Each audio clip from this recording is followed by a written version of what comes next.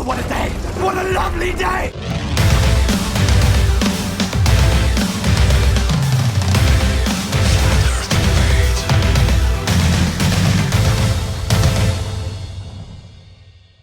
Welcome to Flat Earth Debate, Uncut and After Show. I'm your host Nathan Oakley, and if you're new to this channel, or you've not done so already, then be sure to subscribe and hit the bell notification icon to keep up to date with the Flat Earth Debate. If you'd like to join the community debate, then go to nathanoakley.com and check out the Flat Earth Debate forum. If you'd like to support this channel, there is a super chat that runs alongside each of these shows while they premiere. There's also a PayPal, Patreon and crypto link in the info box below the video. Now, we're currently in the interim stages between two debates, so I'm going to hand over to the live panel so you can enjoy the dulcet tones of whoever the hell is in there while I set up for the next live show. I argued that a lot in the past when I was still defending gravity. Yep. it's See, I don't know. Maybe it sounds crazy, right? But to me, right, I understand Bob's point about acceleration, right? Because, yeah, we do see things accelerate. But to me, it's like, all right, if I go to the top of a building and drop a brick, right? Obviously, I'm dropping the brick. I let go of my fingers. The brick's not going to stay in the air because it's obviously more dense. But it is going to accelerate, right? So why can't that acceleration be due to what the brick is made out of, its own density, its own weight? Why can't that be the cause of the acceleration as opposed to some outside force that's acting on it? That's a very good point. To me, it's a lot more simple than some outside force. It's just whatever it's made of, its own composition is making it accelerate. Yep. In the medium, because obviously the medium can't hold it. Right? I mean, I don't know. Maybe it's silly, but that's my point. Perfect. Yeah, but I don't think there's a force. I'm just saying it's its own composition, whatever it's made out of. Its own, like Paul just said, gravity just means weight, right? So it's whatever. But I am arguing that. I totally agree with you. What I'm just saying is that the force is not like a field as gravity is conceptualized. A field of force disequilibrium constantly pushing on everything, everywhere, constantly. That is what that theory is supposed to be doing. But yeah, force. Right, but if we were to take gravity for, let's say what Paul just said is right. The etymology of the word is weight, right? Let's say we just take that, and it's just the gravity of this brick is causing it to accelerate down to where it hits the floor. There is no gravity. Well, yeah, I know, as a force. You guys need to stop using that term, and then you relative also density. Stop hold on, guys, force. but it's basically relative density disequilibrium state, which causes force to come into being. Force, okay, define force. That causes the acceleration of a helium balloon when let go in the define air. Force. Why does it have to be a force? Because it's accelerating. The accelerating motion. So do things actually accelerate? Yes. Or do they just move at the same speed? No, they accelerate. It opposes the medium friction. You think, what are you, a bunch of Skywalkers with your forces? Define the ballers force. Want to assert forces, man. It's based on the deductional concept in this case. It's just fresh. Not a deductional concept. Yeah, I know, John. I know. No, Force. I'm not claiming gravity. I'm not claiming a force. Haven't we all learned how to play this game yet? He just goes whistle past the graveyard just like everyone else, right? On his fairy tale story, not just Darwin, but everyone else on their fairy tale story with Newtonian mechanics, just fairy tailing around. Force. All right, define force. So who's fastest finger on Google? Force definition. I did have it on screen whilst I was presenting. Right? Mass times acceleration. You guys drive me absolutely crazy. Hold on. Anthony was fastest sorry. finger. Go on, Anthony. Have you got it on screen already? If you want to share your screen, I'll stick it up. Yeah, I can do that. Three I did have it on for the whole duration of my thing. Yeah, I had you presented. It's because they're in the Hangout. I can't present Skype to the Hangout. It doesn't like it for some reason. Hold on. Did I just say it? Force is mass times acceleration? Define mass. Was mass. I beat you to it, John. If you'll send it to me, I'll share it. Mass is basically density. Well, if PMARS isn't in the Hangout, I can join the Hangout if there's a gap. Yeah, there is. Okay. Hey. Strength or energy as an attribute of physical action or movement. Strength or energy is a physical attribute on movement. Is that what you just said? Strength or energy as an attribute of physical action or movement. I quite like that. Where's that from? From Google. Well, then it agrees. Oopsie. I just don't presume gravity is the cause. I presume that relative density disequilibrium is the cause. Hey Nathan, before you go, are we live? No, we're in the pre-show, but we'll be live in about, let's have a look, 3 minutes. Hey, listen, I got 3 short presentations. Don't everyone go, they'll be short, and I have a special surprise for you. I have your favorite fallacy. Which one's my Affirming favorite? the consequent. And nope. And Arwen was involved in it, ironically. It's got to be either begging the question or affirming the consequent. Wow, you're Is it super an loud. Arwinian fallacy? No, you didn't commit the fallacy, Arwen, but you had it committed on you. Oh, it was me, wasn't it? Oh, I get phallicized regularly. It's just said it was me and Arwen, so it's me. No, There you go. nope, I didn't say it was you and Arwen. No, I did not say that. Oh, okay. Was it from on Jose? I said it was Nathan's favorite fallacy. Oh, right. Not me. And Not me. Arwen guilty of was it. involved in it yesterday on Jose Knucklehead show. Right. Yeah, lots of fallacies there. Can you just say something, Anthony? Jose's is fallacy central, so Good enough. Thank you. Nathan's two favorite fallacies are begging the question and affirming the consequent, right? Wrong. He's got a favorite that sits atop all fallacies. Go on, what is it? I'm not saying until I get there. We'll get there soon. Oh, okay. We're going to start in a minute or so. He knows it. You know it, Nathan. You might have to fallacy. Appealing to authority? Remind us before the live show. Just tell me, because I can't actually remember Is what it I've said is appealing my to favourite. authority fallacy? Denying the antecedent. Oh, denying the antecedent. Yeah, I've been trying to work one in for ages. I don't know if I call that my favourite. It's just one that I've been trying to work in, find someone guilty of it. So someone used denying the antecedent. Oh, fantastic! Oh, that's brilliant. But not with the flat Earth. They went off. Not with the flat Earth, Nathan. But they jumped off the edge with something else. You'll see it. Yeah, it'll be in a creation argument. That's where you said they always get formulated. I want a flat Earth one. I'm sorry, man. It's so hard to find one. Oh, well, bittersweet. At least we get to see an example of it, because there's not very many of them. And I don't think we've ever detailed one with an example, right? Right. Cool. Wouldn't denying a container be denying the antecedent? No. Like, don't we need a container to have gas? That's a pretty good one. That's a little pretty good word game we got going on there. That's pretty good, Vanilla. People that deny gas pressure without a container are off the lid. Yeah, they're standing in direct contradiction to the second law, right? Exactly. They're vacuous. They're off the lid. They're off the lid. Yeah, just 3 short ones. We don't have to do it at the beginning. In fact, I'm trying to finish it up right now. Oh, okay. Well, we're going to do housekeeping anyway, so I'll crack on. We'll start the live show, and then hopefully we'll get your presentations done.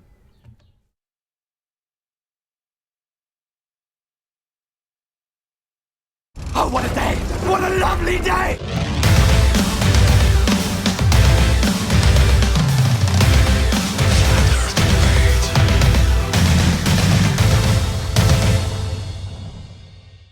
Welcome to Flat Earth Debate Live.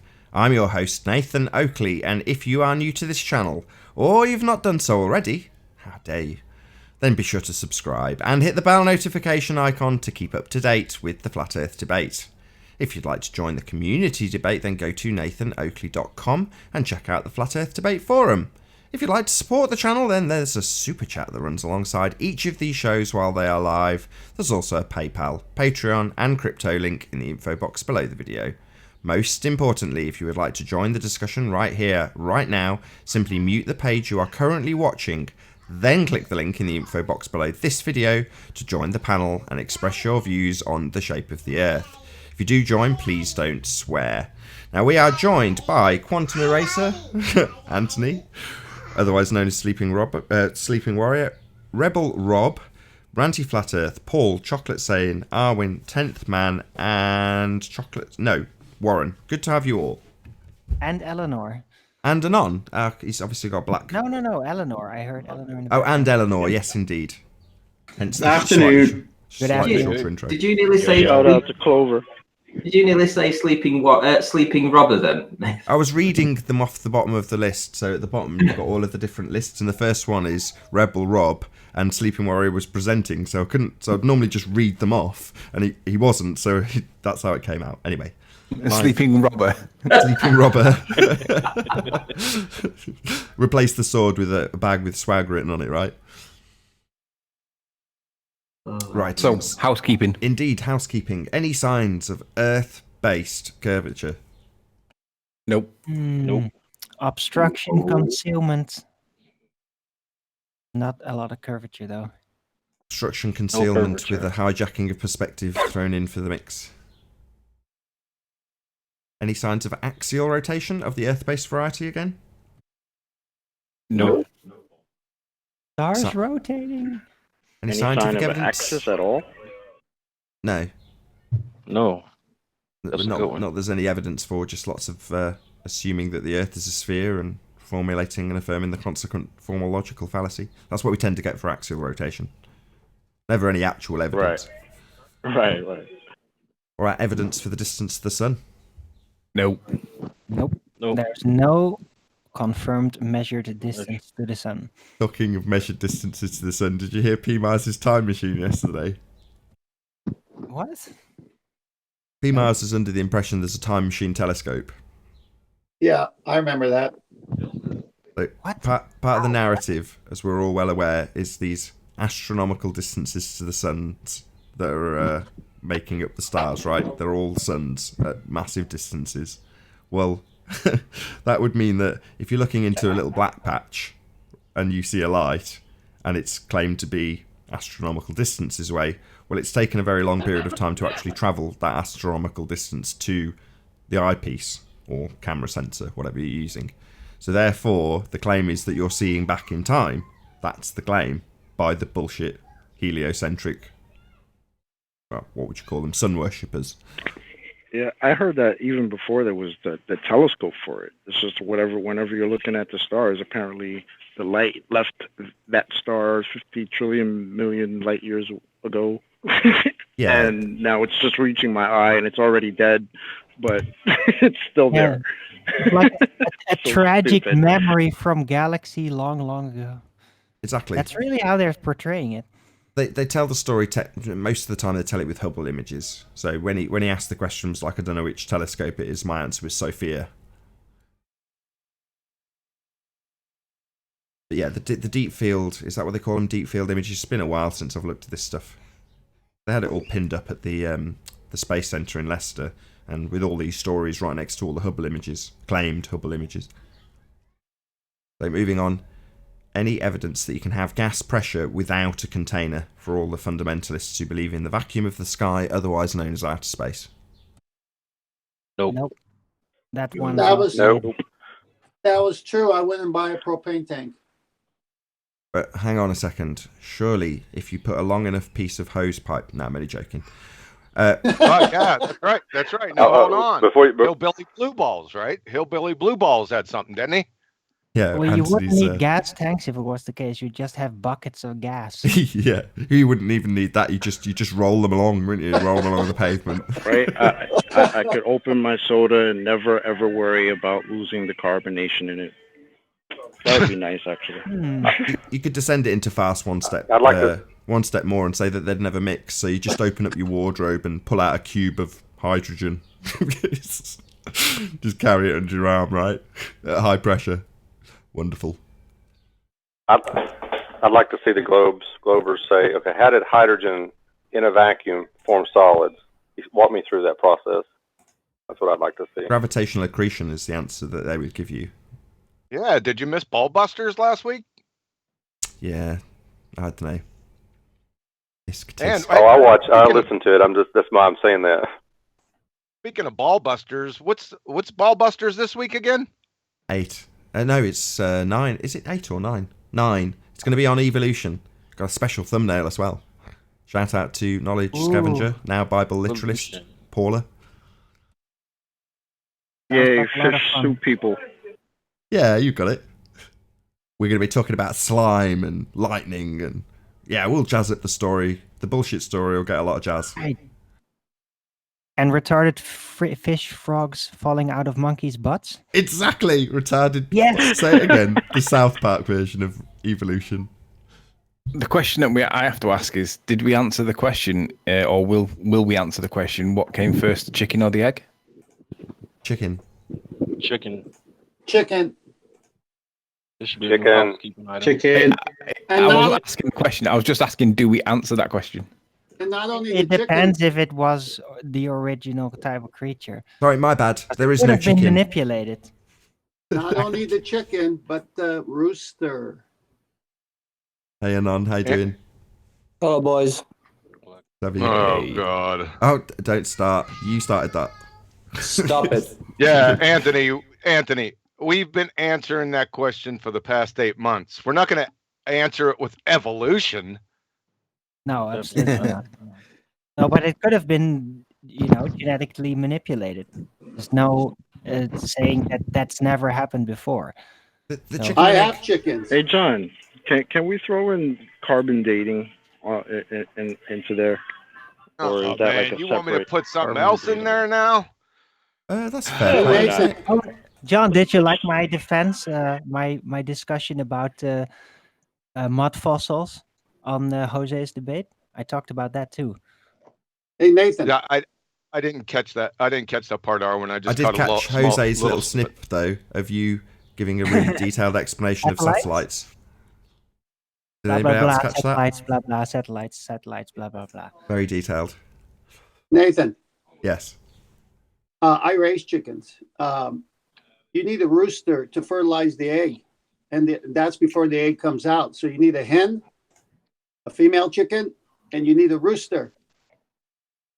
Where did the rooster come from? Well, the whole point The of the question creator. is it's the embodiment or the verbalization of the infinite regress fallacy. That's what that question represents. You break it by saying, well, the chicken, it has to have been created. You can't just go round and round and round in circles. That is the infinite regress fallacy. I was having that discussion with Slick yesterday on his comments of one of his videos, and his response was basically, well, you're worrying about what happened in the past. Why don't you accept the now? And I'm like, well, everybody accepts the now. Everybody wants to know, basically, how did we get here? How did humans get onto this planet? Because if you can address where the chicken and the egg scenario is answered, then it's probably going to be the same thing for the humans too. And I accept that it has to have been created. I know not everybody agrees with me, and that's cool. But Slick's like, I'm not interested in what happened then. I'm just worried about what we experience now. And I'm like, that's got zero value in this discussion. Okay, well, All life forms are information based. Who put the information in? Exactly. That's what Evolution's been proven over and over again by Darwin's finches. Didn't you know that? That's rubbish. Darwin's finches. Are you serious? That's an in-joke above my head, I'm afraid. You'll have to explain all that one. birds come from other birds. You'll have to explain that one to me, Warren. I'm too dumb to get that. Well, that's the reason I was told that evolution is true, because of Darwin's finches. You get different types of Darwin's finches. And I said, so they changed from one species to another, did they? One species of a finch to another species of a finch. Darwin's finches is an example of micro-evolution. No, don't even start with your micro-macro nonsense. We're not talking about honey creeper bees. Adaptation. Adaptation, yeah. Somebody else had Adaptation have been proven by genetics. I was gonna. Adaptation, yeah, but show me a special jump. Before we get to species jumps, right? I was trying to sneakily weave in one of the next housekeeping questions, which was to say that talking of then and now, there was a story that's been told to many a globehead about the creation of the moon by virtue of a collision course. Cosmic ejaculation. A collision course between Theia and the fledgling Earth rock, which deposited an oversized molten iron core and then formed through gravitational accretion, the moon. But the now is that, according to heliocentric rhetoric, we have a molten iron core at the centre of a presupposed spherical Earth. So is there any actual evidence of this beyond the fairy tale story of the collision of Thea with the fledgling Earth, creating the moon and giving us an oversized molten iron core? Any evidence of that molten iron core at the centre of a presupposed spherical The movie Earth? Core. Other than what we're taught in our miseducational system, no. Come on, I hold out so much hope for this one. It's such a It's nice a story. geomythology. You really greased the skids for that one. Well, it's a cool story. It's like Star Trek. No? It's Bummer. geomythology. No evidence. Well, last but not least, there's what about the presupposition itself? I know that's just a story, but surely the presupposition of R has got some evidence for it, right? In math. R. My name starts with R. But there's no other R. Tumbleweeds. No evidence The of answer R? is no. Tumbleweeds. Darwin has an R in it. No. Earth radius. I normally strap that on.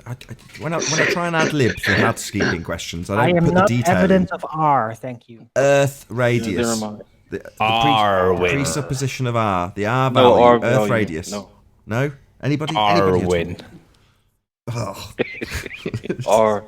That concludes the housekeeping. Let rumpusing into you.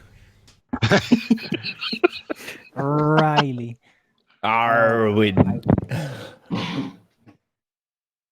Jolly good. Somebody's presenting something. Ranty Flat Earth.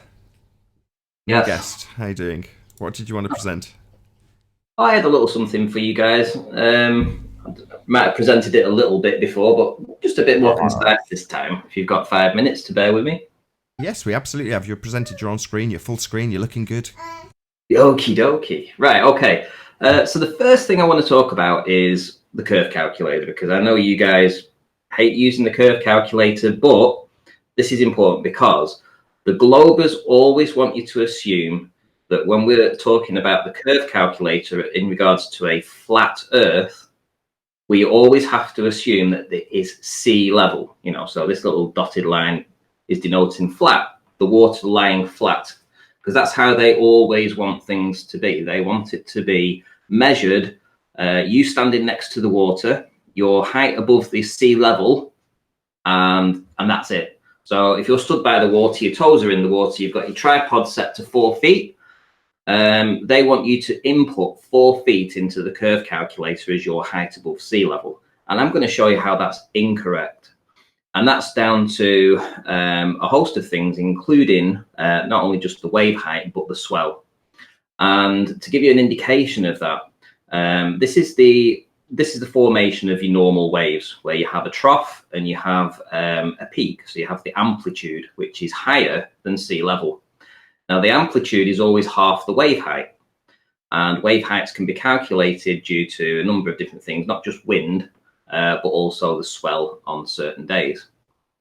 So if we go to, this is the Hawaiian education.edu. It's the University of Hawaii.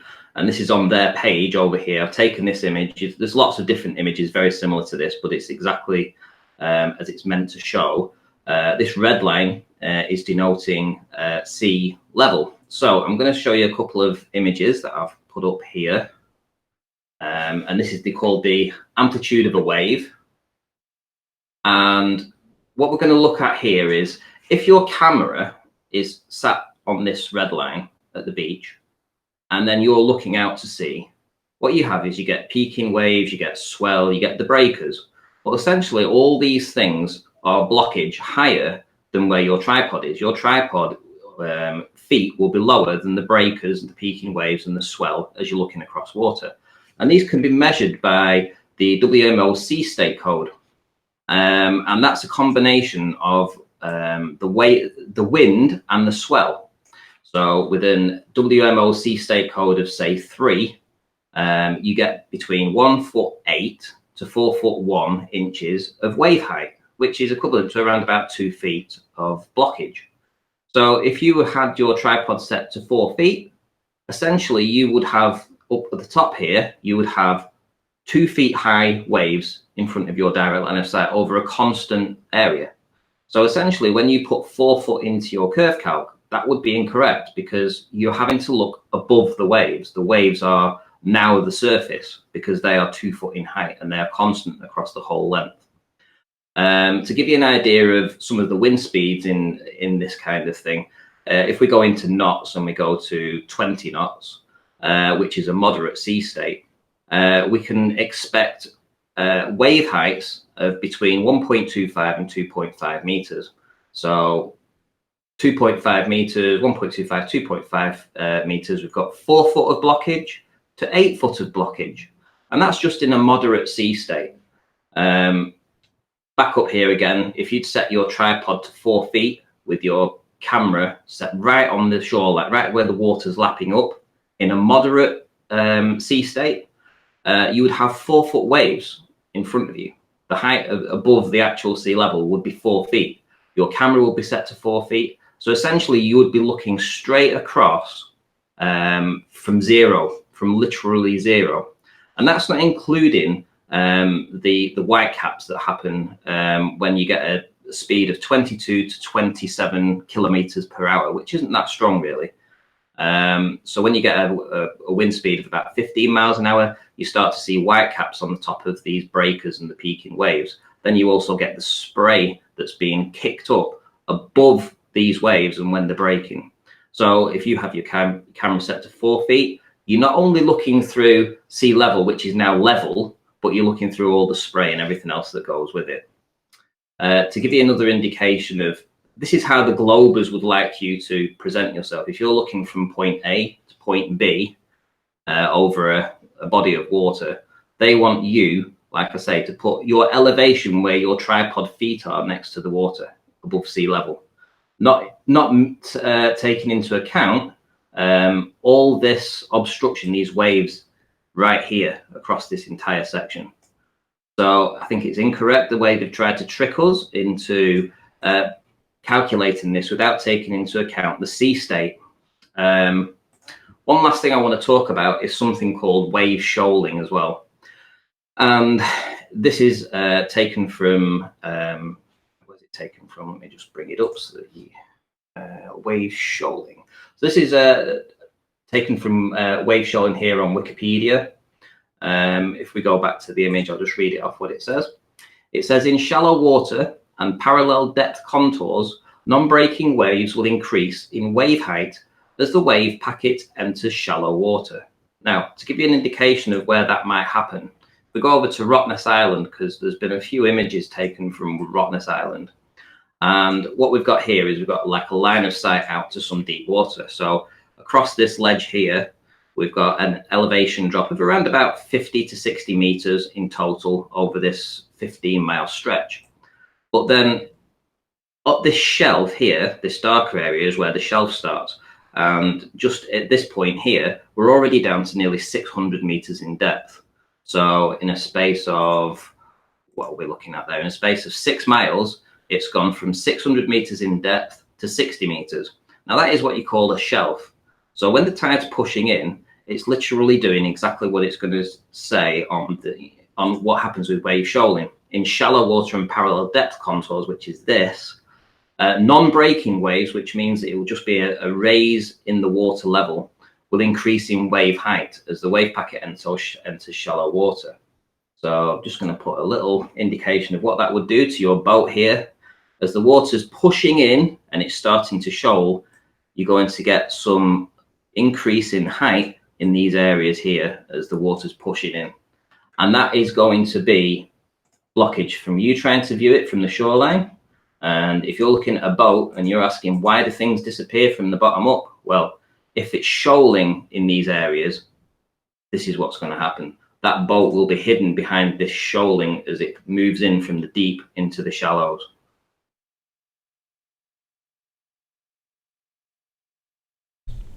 Cool. Okay. Is that the end of your presentation? I agree with that. It is. That's superb. Cool. Thank you very much, Ranty.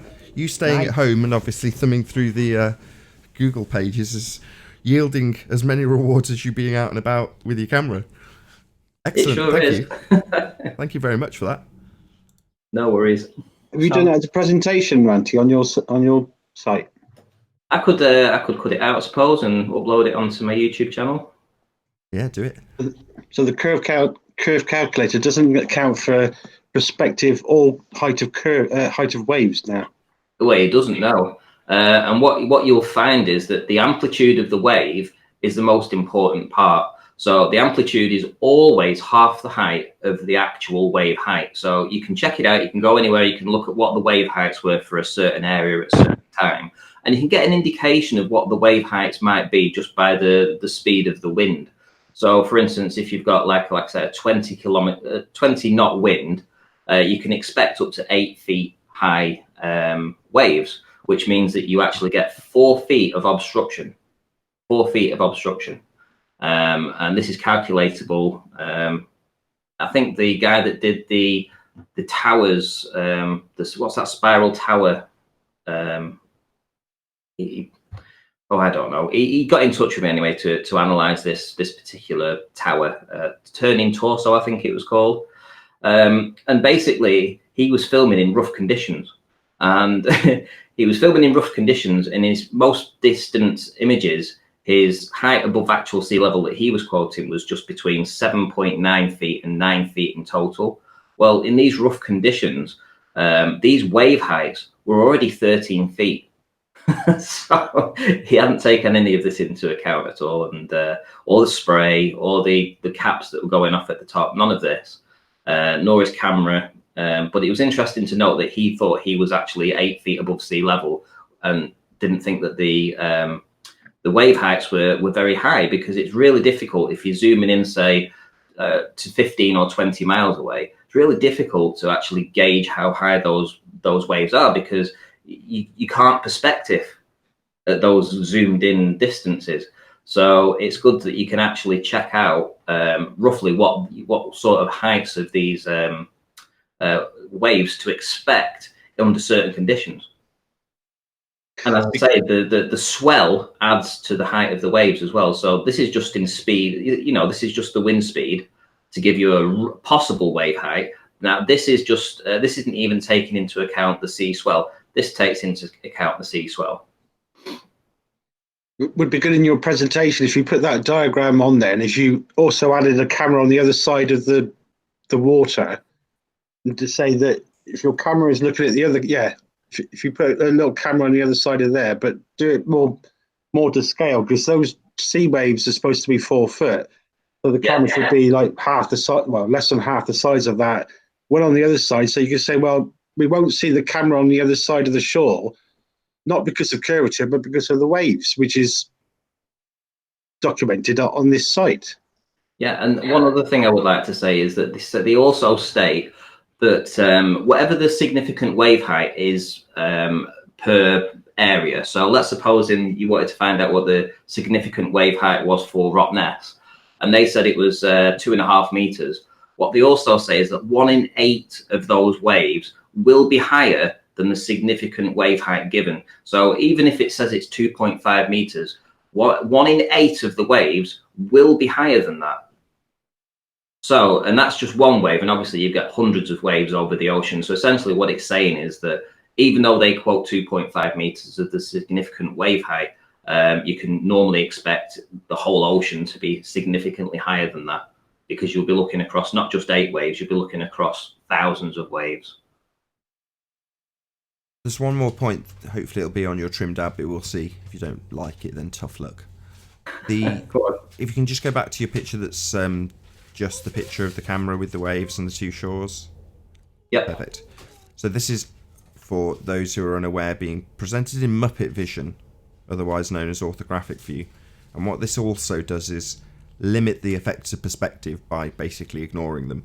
So the right hand side, I'll do it in my mouse so you can't see it in the Hangout unfortunately, but the right hand side is the same physical size in this depiction as the left hand side. So if we had 2 tripods, one on each side, they'd be the same size. They'd appear to us in this picture the same size, whereas in reality this tripod is your viewing position, and if you were looking at the exact same size tripod, it would be smaller by virtue of perspective on this side. That's why they put the curve calcs and the way the maths works in the curve calcs in this view to negate perspective. So in other words, you can give this, let's do it with the waves because that's what you're doing, right? Ranty said these waves are 4 feet. Well, they're 4 feet there, they're 4 feet there, and they're 4 feet there. But in reality, the closest to the shore has the biggest angular size. So when you're looking at it in terms of your angular view, which is how we view things, the closest wave makes up the biggest angle, and therefore potentially if these were all, in quotes, 4 feet waves, the closest 4-foot wave would have the largest angular size, obviously getting smaller as you got further away. Moreover, the thing you're looking at, in this case if there's a tripod on this side of the shore, that is a considerably smaller angular size. Therefore, even though the tripod might be 6 foot, the 4-foot wave in the near foreground will obscure the reduced angular size of the tripod on the other shore, all of which is ignored by putting it into Muppet vision, or orthographic view as it's known, because all of the values can be given in a feet and inches value rather than an angular size value, which is how we see things. We never get to see the tripod. We see the picture the tripod makes, or the camera. Anyway, that's my little two pennyworth at the end, Ranty. Excellent presentation. Well, just one last thing. I just want to show you what effect that would have on the curve calculator, which is quite important because very often the Globers will always say that falls into standard refraction. It's not a problem, because what people will quote is their height next to the water with their toes touching the water and given a height above sea level. So if they're given a 6-foot height above sea level, distance 20 miles, let's just go for geometric hidden because 192 feet hidden, right? But what happens when you actually factor in the waves and you realize that your camera is set to 6 feet, but the wave height obstruction in front of you is 4 feet? That literally means that you're only looking, your height above the actual waves is only 2 feet. So when we put that in, it goes from 192 to 222 feet of drop. That's 30 foot of drop, additional drop now that the Globers will have to incorporate into more refraction to get around this point. That's the point, because us putting a 6-foot height in above sea level isn't correct. It should be 2 feet or so, or it could even be 0. And I'm sure there are times that the wave height will actually be higher than your tripod at the shoreline. So it's just the way it is. And I think people need to take this into account. It's certainly bad for the Globers because standard refraction doesn't account for this. This is going to change every observation from just standard refraction. It's going to have to be superlumin refraction, as Rumpus would say. Well, you've got it on screen, just to add a couple of things. So in the actual calculation, you can see it here at the top. It says actual radius. So this calculator, the entire thing's a begging the question fallacy. It's automatically assuming the outcome. There it is. You're not measuring anything. You're assuming your outcome. Oh, there it is again. Radius, where they smooth out and flatten out the plane that we actually see when they hijack perspective. And if you can scroll down, just last but not least. So when I was talking about Muppet vision, oh, what a shock. Here we are again in Muppet vision, seeing the side of our own head. And what does it say next to it? Eye, camera. No. We never see the camera or our eye. We see with our camera and with our eye. We don't look at the side of our own head when we make observations. But just like in Ranty's picture that was in Muppet vision, we have an observer and a target that will remain the same.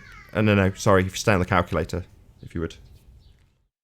So we have a target and an observer that do not change with distance. It doesn't matter how far you put this between these two dots. It doesn't matter how far around you move it. The feet and inches value always remains the same, even though it's getting ever smaller as you move it further away from the observation position. But by putting it in Muppet vision, you remove all aspects of perspectives, and you can tell by the way they ask you for the whole number values and not the angular size values.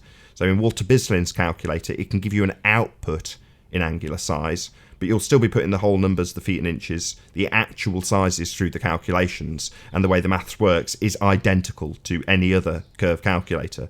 They have to be, because if they contradicted each other, they'd have a big problem. They all must work on the same formula. They all do work on the same formula, and they all do the same thing. Remove any aspect of perspective, the idea of objects getting smaller with distance, which they absolutely do, by giving you this side elevation that will not change the actual effects that you see, things get smaller with distance, and they replace it with this bullshit, the curve, and say that the reason this is getting more and more hidden is because there's more and more curve, as opposed to it's getting further and further away and getting smaller and smaller and smaller, and the bottom of it, with the most reduced angle, will disappear first as a result of things getting smaller with distance, otherwise known as perspective. So that's a summary of why we call this the begging the question, because it's assumed its outcome, it's already got a radius. Proof of nothing, because it's begged the question. Perspective hijacking, because it's in Muppet vision. Curve calculator. So that's why we call it the begging the question, proof of nothing, perspective hijacking curve calculator, because that's exactly what it is. Would now be a good time to tell you that I've done a GoFundMe? Yeah, you can plug your GoFundMe. You can strap it onto the end of your snip out then, can't you? There we go. I want to get a drone, essentially. I'd like to get a drone to help with the studies this year to go with the P1000. So if anybody wants to try and help out in this particular cause, I know you did it with the P1000 last year, but I'm sure that you'll get plenty of use of the drone if people are willing to help in this particular endeavour. Sure, we'll do another Ranty-a-thon on your channel if you like. Sure, why not? That worked well last time. So last time Ranty basically played a load of his footage, showed what he's done to date, and I spammed the chat asking people to contribute to his GoFundMe campaign. So, you know, I'd love to do that again. That was great fun. I like the Ranty-a-thon because we got to see loads of footage from you. So I'm well up for that if you're up for it. Sure, sounds good. Cool, we'll do a Ranty-a-thon soon. Watch this space. Not today though, not tomorrow. Maybe Thursday, Friday. But feel free to spam the link. It's an active GoFundMe, so if you want to stick the link in, I'll approve it if you want to put it in the chat. Okay, all right. Cool. So yeah, check out Ranty's GoFundMe. Link will be in the chat in a minute. I'll prove it. I know we've got another presentation lurking. Is that ready to rock and roll? Give me 1 sec, Arwin, and then you. I had a question for Ranty. Yeah, sure. Go ahead. Yeah, ahead. Me too. What kind of camera does that drone have? It's a 4K. But is it fisheye lens or not non-fisheye lens? Because most drones have standard fisheye lens. 4K Ultra HD recording and streaming. I think it's got a wide-angle lens on a Mavic Pro. Yeah, I think it has. I think it has. You are going to get some of those effects, yes. Oh yeah, I'm going to just put this link in now. Just 1 sec. If people have done like review videos using that drone, so then you can have an idea of what kind of camera is on it. I like the fact that it can go 8 kilometers out, which is awesome. You know, I mean, it's like for doing these observations and stuff, and having this that can go hand in hand with that. It also has a zoom capability on it, which is amazing. And because I'm going to go and do this this observation up at Loch Ness, this will come in really handy for that too. So regarding your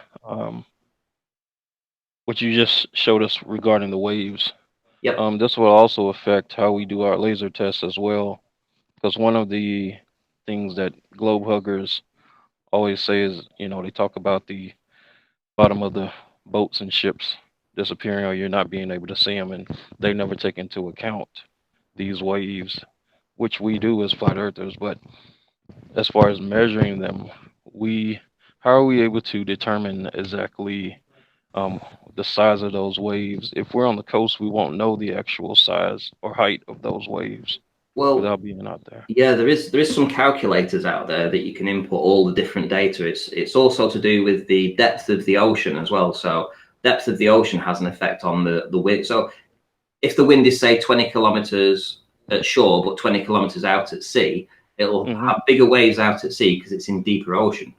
Right. And what we've noticed with this shoaling that happens, this wave shoaling, if you notice, every big boat that goes out to sea needs to go down a channel. So it has to be in a deeper section of water to actually leave the harbour. When it gets out to sea, obviously it's going to take the deep route, isn't it? It's going to go straight to the deep ocean. And that's what happens. So it goes from the shallows into the deep. And shoaling happens in these areas. So it's like this raised up area of water, this increase in height due to the shoaling will cause the blockage to the boats. Right. It's it's just a fact. I agree. Yeah, it's just what will happen, and you know, people aren't taking this into account. And like I say, it's especially with this Rottnest Island guy stuff, because there is an observation there of a boat hidden by partially hidden by water. And what made me look into that particular region, and you notice that that entire region has massive drop-offs. You know, it goes down to 600 meters. It goes down further than that. It goes down to, I think it's about 4,000 meters. so it's a really deep area where it's going to get an awful lot of shoaling in that area. Any more for any more? I think we're done, Chris. Oh, go on. Sorry. Hey, so you do a lot of observation of wind turbines. I was listening to Red Pill Philosophy yesterday. He had a hangout with like 18 globetards and Rumpus and a few others, and Rumpus kept showing these stubby wind turbines. So there are two different. I mean, I'm sure there's more than two, but there's a bazillion different types of wind turbines. But he always shows the super stubby ones, and when he does that, the mirroring, it's way more profound. So it looks like the whole thing. It looks like it's behind a curve. But yeah, how do we know where the short ones are and where the tall ones are? Like, how does that's the thing with Rumpus, he's always showing the stubby ones. So where does he get that picture? Do you know? Well, don't get me wrong. I mean, I can film the stubby ones here in Blackpool. You know, we do see it. It's an effect. But what we also see is that when we look out over water, we get compression.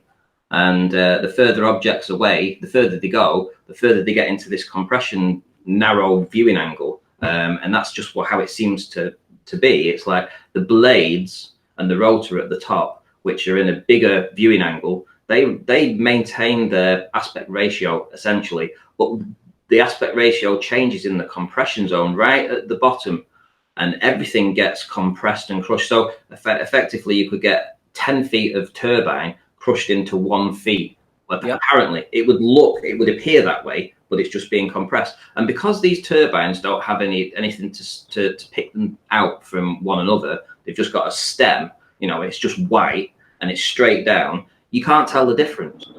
You literally can't see, because you can't see the compression. You can't see it on it, but we can see it with other objects. We can see it with boats. We can see it with distant buildings. We know this effect happens. It's just that we can't see it on that because they're so similar. Everything's just a white stem going down, so you wouldn't notice any compression issues on it. That's the only thing I can think of. No, I just want to know. Do you know where the stubby ones are? Like what further away? They gotta have names or something, like this wind farm or that wind farm. Which one is the stubby one, so I can like find it on Google Maps? Oh, I don't know which one he's got, but quite often I'll see the same thing. And what's quite evident is that other people have done these comparisons between what it would look like on a globe, what it would look like on a flat Earth, and obviously you've got the aspect ratio. You know, obviously things get smaller with distance, so you can factor that in and get what it should look like on a flat plane and what it would look like on a globe, and essentially they look the same. So I don't know why they keep presenting these, because essentially they look the same, and it only they don't want to address compression on the wind turbines, but they're quite happy to accept that compression happens on buildings. They're quite happy to concede that boats get compressed. But when it comes to the turbines, they never want to acknowledge that same effect is obviously happening on the turbines if it's happening on everything else. Yeah, and they show the stubby ones, and I'm just trying to figure out where the stubby ones are so I can like link it. So in the live show, they can be like, hey, he's showing these stubby ones. And when you look at them, you're like, oh my God, why are they so short? They look kind of weird. They look like because usually when you look at a wind turbine, they're sitting tall. But then there are these little tiny ones. I just want to know where they are so I can like link them. You'll have to ask him. You'll have to ask him. Was that Rumpus's argument? I forget, because he was so obnoxious on that show yesterday. It was ridiculous. I can always summarize their argument. It's called. I wasn't even really listening. It's caused by Earth curve, whatever it is. Matt, if John wants to present, I've got some images that I actually did compress on the turbines to show you that same effect and what they would look like. Might be in. Oh, here they are. Actually, they're straight up here. If you've got 1 second, Nate. I'll just present again. Right. Once you're done, I think John's waiting to present as well. He's got. Sure. So effectively, this is a normal wind turbine, yeah. And then all I've done on the next image is just compress it by 50%. So what I've done is I've taken the stem part, and I've compressed it by 50%. And can you see how it looks an awful lot different to the other one? Right. So let's get the next one up. I think that's what he did on the show yesterday, on this picture. So while Rantis doing that, by compression, he means the further away it is, the more limited the angle. Things get smaller with distance. I just want to make that absolutely clear. This is very simple stuff we're talking about. In case anybody thinks it's complicated, it's not. The boat is great. You can see the font getting squished. That's the best example of it when the stena line. Well, this is a 67% squish on the actual turbine stem. So the stem has been compressed by 67%. So it's only 33% the height of its normal. Now that's consistent with the stena line. The stena line, if you work out the compression that happens on the stena line, this is exactly the same. This outer turbine part is in a bigger viewing angle, the same as the boat itself. All the stuff that we could identify on the stena line stuff stays the same, but we get the compression on the hull of the boat, and it roughly is about 67% of the height of the boat. And this is an identical replica of that. This is what would happen if you compress the stem of that turbine by the same value, 67%. This is the image that you would see. And that is really consistent with what Rumpus is showing. That's super looming compression. Come on. It's not difficult to work these things out, guys, but they'll acknowledge that this happens. Right, this compression happens on boats, they acknowledge it. This compression happens on buildings, they acknowledge it. When you apply that same compression to the wind turbine and you compress the lower part with retaining the angular size of the top part, they don't acknowledge it because it's just dishonest. It's dishonest when you show the stubby ones. That's what's. I mean, they're clearly stubby. I know that he's showing the stubby ones. They were huge. So, John, are you up? Yeah, let me know when it's up. Yeah. Ready when you are. Yeah, you kept on saying the rumpus. Is it the same rumpus as this one? Just let me know. Hold on, I'm going to share. I'm just going to let the guys actually try and share what you get, if that makes sense. Can you guys see if you click on my icon? Yeah. Trying a different way of sharing Skype, so hopefully that goes out to the audience. Yes, you're now presented to the audience, John, and the Hangout, hopefully. Oh, that's cool, man. So a few people mentioned the rumpus. Is this the rumpus, the same one? Yes, it is. Yes. Well, this is the same person who said air is not the atmosphere. So I don't know. I wouldn't trust him to tell me the air pressure in his tire. What are you listening to him for? That kid that came on yesterday made the same claim. To say we watched the Red Pill show. Rumpus is the equivalent intellect to the child that came on yesterday. He made the same claim. Nonsense. Air is not the atmosphere. Ollie, oxen free. Clown. But the thing was, we just missed what point he was trying to make because he just kept over talking Red Pill, and he was just bad. It was awful. All right, I got 3 quick presentations. I'm going to make it real quick. So, did you guys hear that the spinning space monkeys think they live on a level curve? Did y'all guys hear that before? Yeah. Let me show you. With Clown Show Soundly's Causeway Bridge. I hear level curves are in fashion in 2019. Yeah, you see, I think they're forgetting about the main tenet of their space monkey religion is that every point along the tangent from their feet drops. That is, vertical drops away from them at 8 inches per mile squared, right? That's their current religion. I've been hearing it for about 4 years now. I'm pretty sure that that's it. Could be mistaken. So what are we going to do on this 24-mile length bridge, right? We're going to look at the shoreline and see the elevation of the shoreline, because vertical drop means vertical drop in elevation, right? So I'm getting 3 foot, 2 foot, 1 foot. Let me go over here. Looks like 4 foot, 1 foot. You get the picture, right? You guys understand that, right? So that's point B. Let's go to point A. Over on the northern side of the bridge, real quick, come down to the shoreline. Get over there. So let's say, hey. So let's see what we got here. We have 0, probably in the water. Now we got 1 foot, 2 foot, 1 foot, 1 foot, 3 foot. So you guys getting the picture, right? See, this side of the bridge, point A side of the bridge, and point B side of the bridge is at the same elevation. So where is the 8 inches per mile square drop? There isn't any. The Earth is flat. Is that it? Is that all the answers? Because I had a scholarly rebuttal in Discord. You guys want to see that? Yeah. See what they got. This is what I got in Discord. Let me make it a little bigger so you can see it. Don't worry about the words. They don't mean too much. So can everyone see this? Clown on a bridge. Yeah. It appears that he and his husband went out for a picnic in Narnia, right? So this is what I got. This is what it's come down to with the Globetards proof. Does anyone see a problem with their little cartoon here?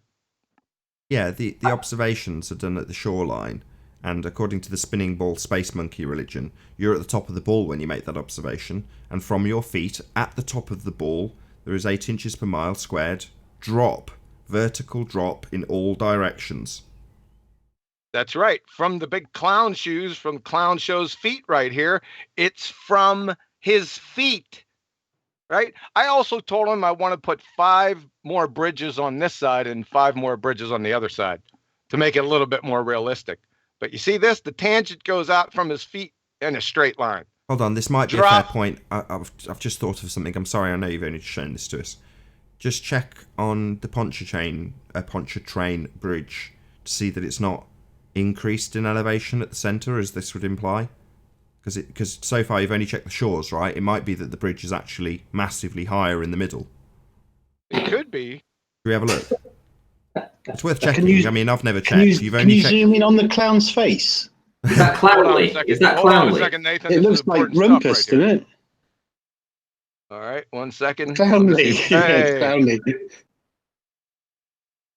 Yeah. Clownly. I like that. That's as far as I can go, man.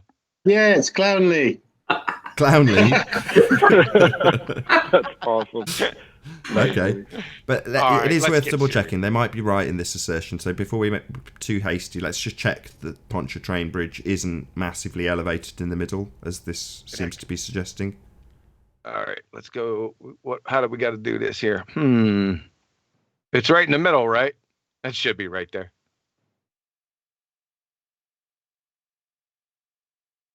Yeah, roughly where the clown was.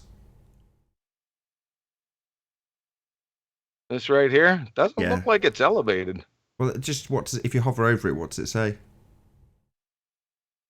It says, what? Information on the bridge says that its max height is 14 feet 6 inches. It's giving me minus 15 right here. Minus 15? Yeah. That's a bit of a problem. Let me come back. Let's do something. We're a bit hasty saying it's a flat earth proof. It could be that Google's concave. It's concave. It ain't moving. 15 feet the whole time. Maybe it's something with my Google Pro, man. Does anyone else have this application? Can check this? Ranty's got the Google Checking Pro. the information on the website for Lake Pontchartrain. No, don't worry about that. We're looking at what Google Earth says. So Google Earth says 0 at the start, and then you go to the other side, and there's no drop. It's the same bloody height. It's flat. That's what they're saying. That's what Google says. But the Muppets have come back from the globe religion and said, no. The middle is massively elevated because it's curved. So the curve's in the middle, not at each side. It's the same at each side, and it's raised in the middle. That's what they're saying. So obviously it's the same at each side, because it's raised massively in the middle, but it doesn't seem to be backing that when you check on Google Earth. Yeah, the minus meter must be the depth of the water to the ocean floor. Yeah, didn't Ron Hamburg come on the other day and pan the entire bridge and it was flat as fuck? Yes, he did. Yep. I remember. Yeah. On this side of the argument, we're well aware that the Earth is obviously and observably flat, and Google backs us. Right. Huh. Well, let's take a look, just real quick. Maybe a little education for him. That level is flat. So from Merriam-Webster, level to make a line or surface horizontal, make flat or level. I don't think, I see them having a big problem with this. So level synonyms: flat, flush, plane. Level, flat, plane, even, smooth means having a surface without bends or curves or irregularities. And for drop, does everyone understand that drop only occurs vertically? Yes. That there's no horizontal drop? It wouldn't be dropping if it was horizontal. So height, altitude, elevation means vertical distance. Vertical. They're just not understanding this, I don't think so. Okay, that's the end of the second presentation. Any comments on that one? No, but I will shout out Yuya for smashing the super chat. Thank you very much indeed. It flew by without me noticing. She also super chats in the second channel. Subscribe now to Nathan Oakley, where we have the pre-show and after show. Hopefully that's bought John enough time to bring up his third presentation. Yeah, the third one is someone sent this to me, and this is from Totally Lily. His experiment. I think he's one of the knuckleheads on Jose's show. His experiment. So I'll just read the first 3 lines. Or the first 4. What is the Lake test using the scientific method and approach? The Lake test is a test. Really? A little bit redundant there, don't you think? As follows. Following the views of scientific expedient. What is scientific expedient? I think it's called word salad. Hypothesize and falsifiable evidence. So his observation, everyone listen up. If the Earth is a globe, then why does the lake surface appear to so flat? Hypothesis. Okay, wait a second. That's a nice hypothesis. observation. The lake is flat and there is no curvature of the Earth. So let me get rid of this. I copied this. Make it easier. Let's take a look at this. Oh, so we know who we're talking about. It's this dumb animal right here. It appears he and Jesse and George. Oh, it's a lion. Does he have a name? Who else identified as a lion? Do you have a name? These guys are getting in cahoots, boy. Better watch out. Aslan from Narnia. Aslan. That's who he's. Closed thermoses are open systems. George Hanatuck. Boy, this thing is going to work out well. But this is who we're talking about here. All right, let's check this out. So I wrote this up so we could see it better. So Toady Moron here. Like I said, I just copied what he wrote. Let's go over this again. So the lake test is a test, right? So the test is a test. That's profound. As follows: following the views of scientific expediency. I don't know what that means. I've never heard that before in my life. Hypothesize. Make sure you get some spell check action going on there, brother. And falsifiable evidence. So let me run this by you one more time. The observation: if the Earth is a globe, then why does the lake surface appear so flat? ? Any comments? Can I just answer the question? Because it's not a globe, it is in fact flat. No. This is the observation. Yeah, but that's not an observation. Oh, okay. We'll go with the usual. It's not an observed phenomena. We're going to get to that here in a second. I thought I'd leave that out there for you. So his hypothesis: the lake is flat and there is no curvature of the Earth. Independent variable, dependent variable, null hypothesis. We're getting there. Okay. Let's make it quick. Asshat. You'd fail 5th grade general science and a 60-level basic reasoning course. Let's take a look at this observation. If the Earth is a globe, then why does the lake surface appear so flat? So number one, observations are not questions. Number two, it's observe a natural phenomena and not observation. Number three, why does the lake surface appear so flat is a concrete noun, not a phenomenon.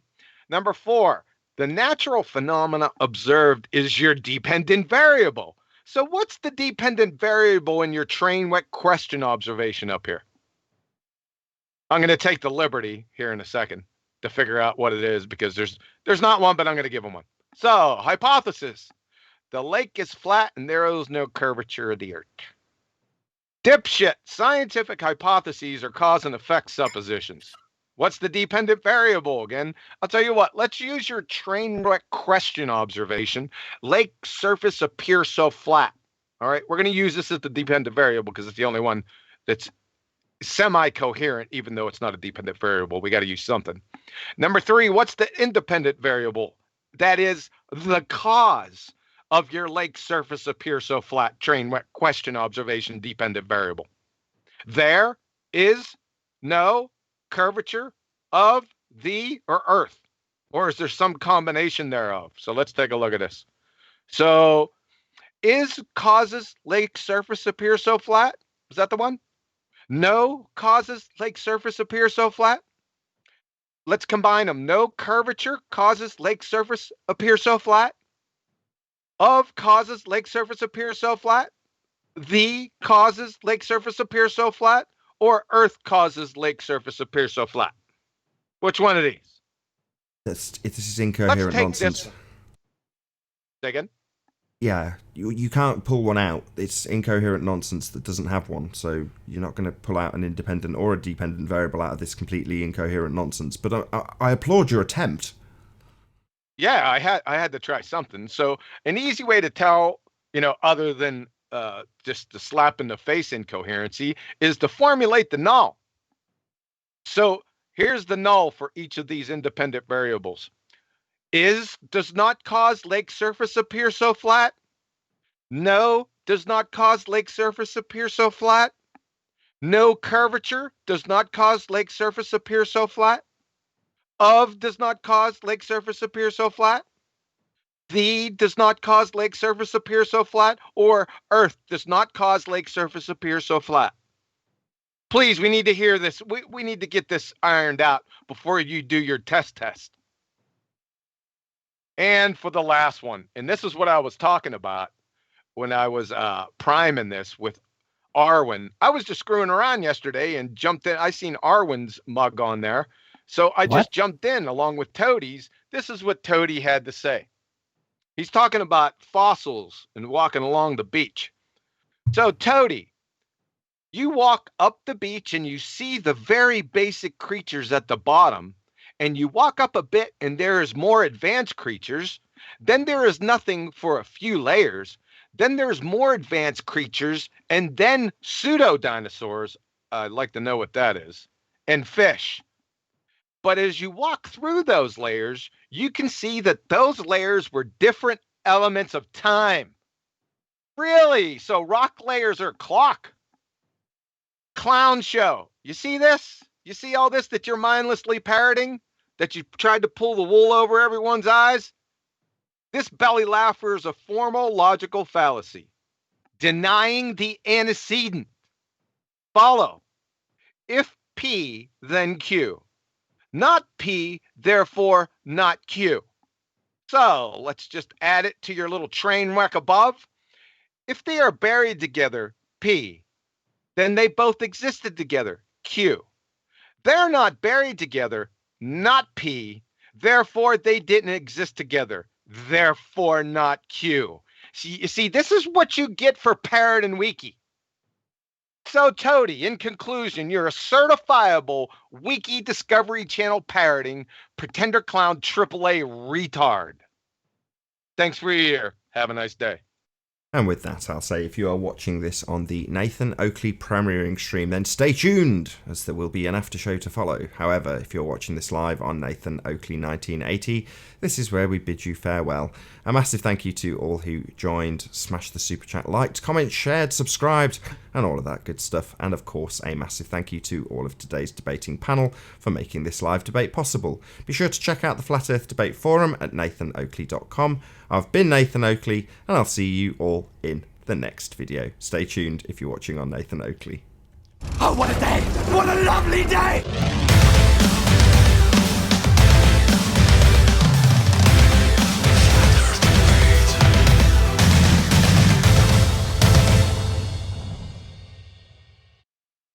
Observation was flat lake. Right. That's a good Not even. Because observation was if the lake is flat. The lake was flat. How do we make it a ball? Love to see him vary something in that. Because I used the opportunity to round out, John. I didn't get a chance to say great presentations. Thank you very much. You're very welcome. I hope I was quick enough. I just didn't want to take a long time. Your timing was epic. That was like almost perfect on the hour mark. I like to round out the show after an hour. The live show, I mean. Did anyone have any comments? It was great. It was a good presentation. Very good. And no, thanks talking about the presentation. and thanks for the compliment. I liked seeing a formulated denying the antecedent. I've got to admit, as I was reading through his statement, I wouldn't have spotted that. It's because I'm so unfamiliar with denying the antecedent form of logical fallacy, but I probably wouldn't have... I obviously got it when you scrolled down and formulated it for me, but I don't think I'd have spotted that. Anybody else? Be honest. Let me just ask the panel. I don't know how well acquainted you are with that logical fallacy. Maybe this is a pointless question, but would anybody else have spotted that logical fallacy? Yeah, if I saw the necessity of it, but to be fair, John's approach seems to me sometimes a little excessive. But yeah, correct. You're not kidding, right? I was like, oh, I applaud your efforts for formulating it into the hypothesis. Then he does exactly the same with the null. It's like, that's attention to detail right there. Do it again with the null. Brilliant. That's how you do it. That's how you figure out. Well, if it's not slapping your face stupid, I was about to then say, you just do the null. That's rubbing it right in his face, though, isn't it? Let's do it again with the null. If not this, if not this, if not this, and just use every word in the sentence till you find that none of them, literally none of them, are going to formulate a null or an alternative, because none of them have got a dependent or an independent variable. It's like the biggest train wreck ever. How about his observation question? Oh, priceless. I like the fact that it was a question, because you can just answer it, right? That was the best part. I didn't. Excuse me, I didn't get. Sorry, hold on. It's okay. While you catch your breath, I just like answering those sorts of questions. Why? I can't remember how I even phrased it, but if the Earth's a ball, why does it look so flat? Well, because it's not a ball. Love it. Yeah, his question observation was: if the Earth is a globe, then why does the lake surface appear so flat? I got a new one for you. This saying reminds me a lot about something. So I'm going to try to make it and see if you recognize it. So you know the Earth is a ball because it looks so flat. It's Elon Musk, but rearranged. Yep. Yeah. It does kind of sound like it, doesn't it? You could tell it's the same sort of double-speak nonsense. Yeah, you're right, Arwin. Yeah, you know it's a ball because it looks so unbelievably flat from every vantage point. We're in 1984, basically, aren't we? Can you believe the retard hubris of people that come on? Now, it's one thing to think about this and try to formulate it in your head. It's a whole other ball game to go ahead and present on this as an authority, and people not call you out on it, right? Yeah, but I mean, yeah, but it does make sense though, because the people they train it with don't have the real standard, so they just think, yeah, I did really good in my group and I'm good at it, but they really all don't really understand that they're not to the level. Anthony's got a phrase for that: holding each other's willies. Yeah.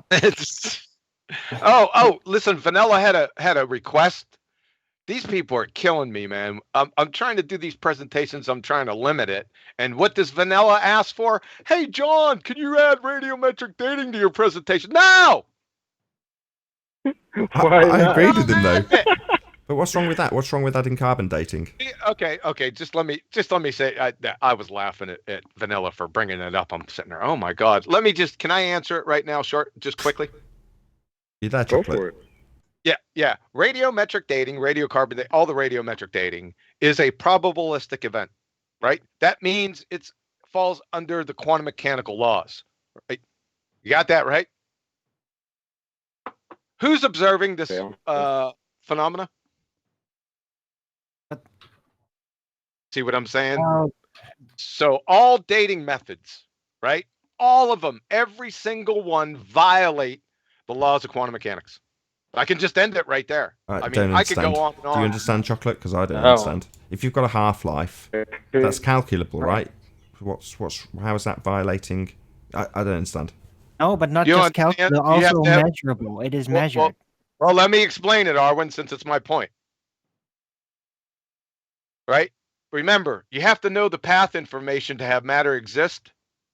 If no one's observing the billions of years of radiometric, who's observing it? No one. Well, that's right, nobody. That means it's to be fair, John. Go ahead, Arwen. You can go ahead and answer the point. Thanks. It is true. It is a deduced-based process. Yeah, but carbon dating isn't completely accurate. But nobody's ever been fully actually did the 10,000 years. But that's what he's saying. Okay. I agree with that. So maybe we can get some clarity, because how do they get these half-lives then? If you've got a 10,000 year half-life on something, how do they get to that?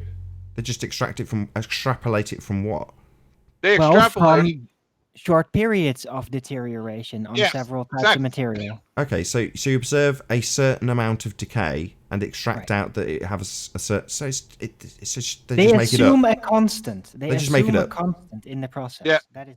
Yeah, they extrapolate it up from a known, but it's codswallop. Because according to quantum mechanics, like I said, radiometric decay, everything is. I'm just isolating radiometric decay because it is a probabilistic event. It's a quantum mechanical it falls under the laws of quantum mechanics. Right? Radiocarbon. Are you dismissing the concept of half-life? Oh my god. Are you dismissing? That's why didn't he just explain that literally 25 seconds ago? The half-life is an extraction, so they've extrapolated. Sorry, got a frog in my throat. Sorry. They've extrapolated the data based on a small amount of decay. I get that. Absolutely. The standard they assume is not proven, but you do not you're not saying that there is no constant in a decay rate, right? Because there is, at least on the short run. There might be other influences over time, but in a steady pace, a half-life is kind of a thing. But no, you missed his point. So what he's saying is, so okay, how can I qualify this? Decay constant. You know when we're talking about the give up. So when we're talking about the tree, and it's if there's no Noah or the mountain that hasn't been rendered yet, or whatever you're describing that has nobody in existence to experience it in the first instance. Therefore, that tree doesn't exist. There is no spoon, right? You with me so far? I'll bet he's here. I wouldn't be bringing that tree up like that. Okay. But you know what I'm talking about. Just so it's vaguely along this line. So there is no spoon, right? If there's nobody there to experience the tree falling in the woods, there is no tree. At a very simplistic level.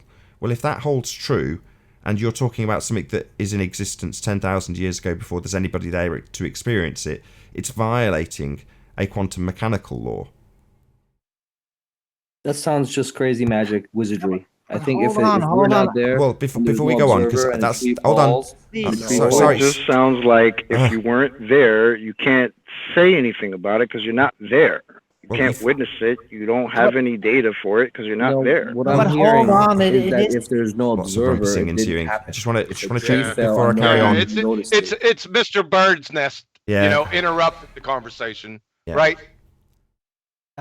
Right. So it's back to, and it always will be back to let him just Yeah, of course it's a non again. No shock there. Yeah, Mr. Bird's Nest. So it starts with it was apt actually, John. How do you date a rock that's supposedly? How do you date a rock?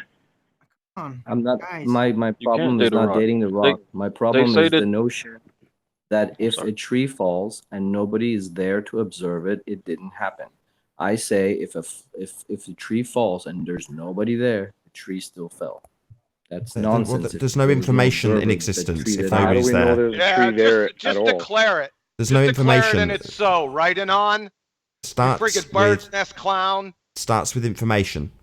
Yeah. Well, it starts with an assumption. Then. Yeah. What I'm saying is, you're talking about something that violates that which is required in the first instance to have that matter decaying at all. So if there is no knower, there is no information, then that matter isn't even there to be decaying. But I have a question about doesn't that. Make any sense. Please, can I have a moment? Because this is it's kind a of Schrodinger's a cat. for me. That's all it is. If you look at Schrodinger's cat, this is a Schrodinger's cat. I get it. I get it. You do know. Hold on. Please, you do know no, Anon, come on. I have a real serious Sorry. issue here. Okay, that are you then? How do you conceptualize like the radioactive materials? Do they just stay the same? They don't decay slowly into slightly different types of material as suggested, which can happen over the short run. Some materials, like some radioactive materials, have a super long half-life, right? And some have a very short half-life. That's how it did come into being. They did actually measure it completely changing. Third time. Why is it that I understood on the first time it was explained, having had no prior knowledge to this, and I'm having to explain it to you now for the third time, Arwin? Yes, they extrapolated out the data, having witnessed a small amount of decay, and then they came up with the half-life. Right. This has been but it is consistent. They repeated it. It's always the same speed and everything. No. Of decay. No. Oh, really? Is there wild fluctuations? The extrapolation flies in the face of quantum mechanics. That's because you don't have matter without a knower. Sorry, this is a measurable phenomenon. Hey, listen. Hey, Vanilla. Hey, Nathan. Vanilla, I posted my Dr. Mary Schweitzer presentation that goes into depth into this, not just quantum mechanics, but radiometric dating. It's in this Dr. Mary Schweitzer presentation. I posted the link, Nathan, in the chat, in our chat. Is there any way you could give that to him? Yeah. Right. Yeah. Hey, Vanilla. To be fair, I'm not defending radiometric Go ahead. dating. Just talk. Hold on, Arwin. This is fucking bullshit. Hold on. John, let's chat. Why is it every time I talk, Arwin? Why do you have to start talking? Fucking why? Please tell me. Dude, relax. My God, every time I open up, every time I want to say something, 5 fucking people start talking all over top of me. Why? Why? You're a snowflake? Oh my God. You're crazy, bro. Bird's nest clown. Anyway, I just wanted to say something about Edwin Schrodinger. Hey, can I find out where John posted this link? I'm putting it now. I'm putting it in the side chat. You can't. It's going in the side chat right now. You can't, Vanilla. Listen, we'll have to Skype together. Arwin, do you got something to say? Jesus Christ. I'm not when you're like this, no. He's absolutely crazy. Hey, so regarding Edwin Schrodinger... Absolutely crazy! You think that ink, paper, and glue molecules can author technical instruction manuals and blueprints. And I'm crazy. Right? Anyway, I'm the crazy one, Mr. Bird's Nest. Nobody's acknowledged the point yet. That's the frustrating part. Because it doesn't make sense, wait till I'm done. Just wait till I'm done talking. I try to make my points quick and short. I tend not to monologue, except on long presentations because it's a presentation. But I'm usually quick and short. But I can't even do that here. It's like being with the Ballers 2 years ago. Okay, so Edwin Schrodinger, you brought up his cat. Relax. His point about the cat was that the idea of superposition, the idea of both states being valid, is wrong. It's like a cat being in a box. The cat is either dead or alive, except the observer, meaning you on the outside, doesn't know. It doesn't mean that the cat is both dead and alive. It just means that you don't know. That's all that means. And actually, Schrodinger's cat was making fun of the idea of superposition. Give me the principal quantum number of an X-ray Just photon? Ron I mean, this is an easy question, Mr. Quantum Mechanics. Give me the principal quantum number of an X-ray photon. This guy is retarded. That's what I But thought. Anon, you are missing the point of the experiment, though. That's what I With thought, that statement. Mr. Bird's So, Nest. yeah, Hey, John Arwen, is am I correct talking about to you? that. Yes. Yeah, Am I talking none to of you? that tells me how they can date rocks 14 million years and shit. That's He brought up Schrodinger's cat. I was just explaining that Schrodinger's cat You was can't explain he was anything. making You don't fun know of anything about superposition, quantum making Yeah, but fun of you are quantum missing the mechanics. point. You are Yeah, he is. misinterpreting that experiment. Exactly. Go ahead. Just go ahead. There is no experiment. It's a thought. It's a thought experiment. It's not a real experiment. Yeah, it's a bird's nest experiment. No, because when they use carbon dating, they say that to determine the age of the decaying rock, you have to determine what the age of the fossil is. Same thing with the fossil. You want to know how old the fossil is? Determine the age of the rock. Just decayed. It's circular reasoning. Oh, what they're basically assuming is an original position. Because it doesn't need to be like millions. No, what Rob They are- said is exactly they- the reason why I wanted this brought up. Because Right. of circular reasoning of they use fossils to date the rocks, and they use the rocks to date the fossils. Oh, Exactly, that it thing is a doesn't work. total mess. That thing is a total fairy tale. That's exactly Hey, what the Nathan, point I'm of going to was take a break bringing here this for a up. couple minutes. Nathan, sorry to interrupt. No worries. Nathan, I'm going to take a break here in a couple minutes. Can you not drop us? I got an issue to talk to with you about. Yeah, no worries. Appreciate it, man. I think it was breather. Minneapolis Tribune. They did a story back in 1969. Said they used carbon dating to determine the age of the Earth. Back in 1770, they said it was 70,000 years old. And in 1905, they said it was 2 billion years old by using the same carbon dating methods. So how is that even possible? That just proves it doesn't work. Right. It's useless. It's extrapolation. They can determine it on the short term how that material behaves, but they're assuming they're basically presupposing a lot, just like they do with the globe. They reach back and assume that it would have to be something before that, and until the ultimate thought up minimal start point. That's how they try to do it, and they just stretch it into infinity, or as long as possible until it's good with their story. Well, that's how they came up with the globe. Do actual experiments and doesn't prove their theories, and so they do experiments to try to get the results that they're looking for. Well, They they- manipulate the experiment to get the results that they're looking for. Well, one thing is that they can't be assured of the deterioration rate being perfectly stable during all periods. There may be other influences that could increase the deterioration rate or slow it down even. True. That we just have no understanding of. It could have been locked, not radiating at some point, potentially, for example. We don't know.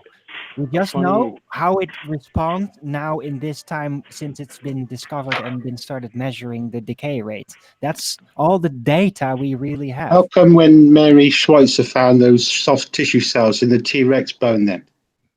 Because that's it not a fossil, just those are died actual 10 years bones. before that. Probably created something. I don't know. But Perhaps they were- petrification Perhaps they happens were rapidly. T-Rex bones then. Rapid They weren't. They were just like petrification some bird. is a thing. Things can petrify very rapidly. Yeah, just ask NASA. They know all about petrified wood and stuff. But you can make it. You can yourself petrify things. True. Very rapidly if you wanted to. A good example I saw a while ago, I was watching, I'm sure you guys have heard of Kent Hovind, who I don't like because he's a fucking idiot, but he had one good presentation when he was destroying evolution. Yeah, I And followed all he- that. He said this, he asked, I mean, it's like you walk into a room and you see a candle burning. How do you determine how long that candle's been burning? Or how do you determine when that candle was lit? Right. You know what I mean? Or how long the candle was when it was lit. How do you determine any of those? You know, so it's like the rock. You could see a little bit of decay, sure, but how do you know when that decay started? Exactly. Perfectly said. Exactly. Yep. I'm all right. I'm all right sometimes, man. Yeah, you're right a lot, Chocolate. So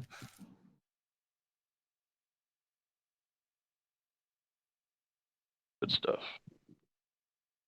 I can see why John needs to calm down though, because whenever he talks, there's always someone butting in on him. Well, it's a hot subject. Being Everybody's eager, and being a hot subject shouldn't stop people from understanding conversation as you wait for someone to finish speaking. yeah, but look, hold on.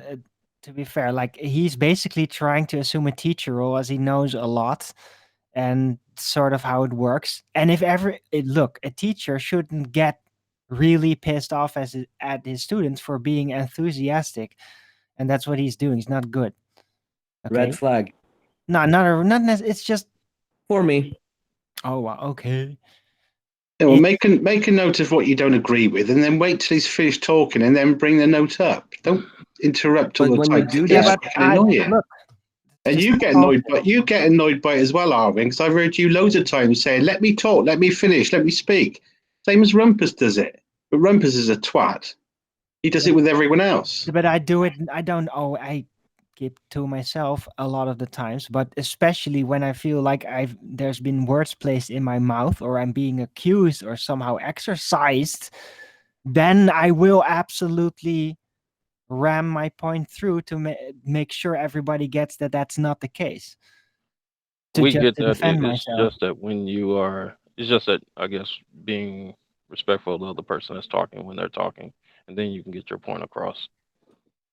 But John is like the main person. He's worse than Rumpus when it comes to that. He does not let me finish. When I start talking, he starts every time. He cannot afford me to talk. So that's why he goes berserk as soon as I come in. He was talking now. You weren't talking, he was talking. I only heard him talking. I didn't hear Arwen talking. Or yeah, I heard him talk for 45 minutes, and as soon as I said something, suddenly, oh, I'm taking over the show. 45 minutes when? So during his whole presentation, and after that. What, today? Yeah, today. Yeah. We didn't hear it. He wasn't on for 45 minutes. He gave 3 presentations. Were you not here? I don't think it was Ranty did, and after Ranty. What, they like Punch a Train? That's right. Paul did a presentation. Yeah, that was about 15 minutes. Yeah. Okay, 15 minutes. But even still, afterwards, I only heard him talking, so I don't know where the interruption came in. No, during his presentation, no one was interrupting him, but it was after when he was trying to discuss things, people were interrupting. What it is, and Anon, we're cool and shit. I have no problems with you, but as soon as somebody says quantum or Jesus, you lose your shit. I didn't say anything about quantum or Jesus, but no, yeah, I was yeah, just but trying. I'm still waiting for when him. you started was when Quantum he said Jesus? that. No, Quantum the words Jesus? quantum and Jesus. That's what I. God, that sounds really surreal. A quantum Jesus. The quantum Jesus. Look at how That's what his name should be. Yeah, Anon got triggered yesterday. Was that yesterday? The whole Jesus thing. Yep. So yeah, today I was trying to be calm. I was trying to ask him, still waiting for a way to generate a single packet photon. I'm still waiting for that, but as soon as I bring that up, he loses it. So I'm still waiting for creating a single packet photon. When you say that, he's like, you haven't seen photon? Light. I'm like, no, dude, a single photon, because you need to shoot a single photon to your slit to see the pattern. And then, the observer, you need single das Linkfant, as Einstein called them, single packet light. How do I generate that? He loses it. When I bring up his glaring double standard when it comes to experiments, he loses it. He can't have it.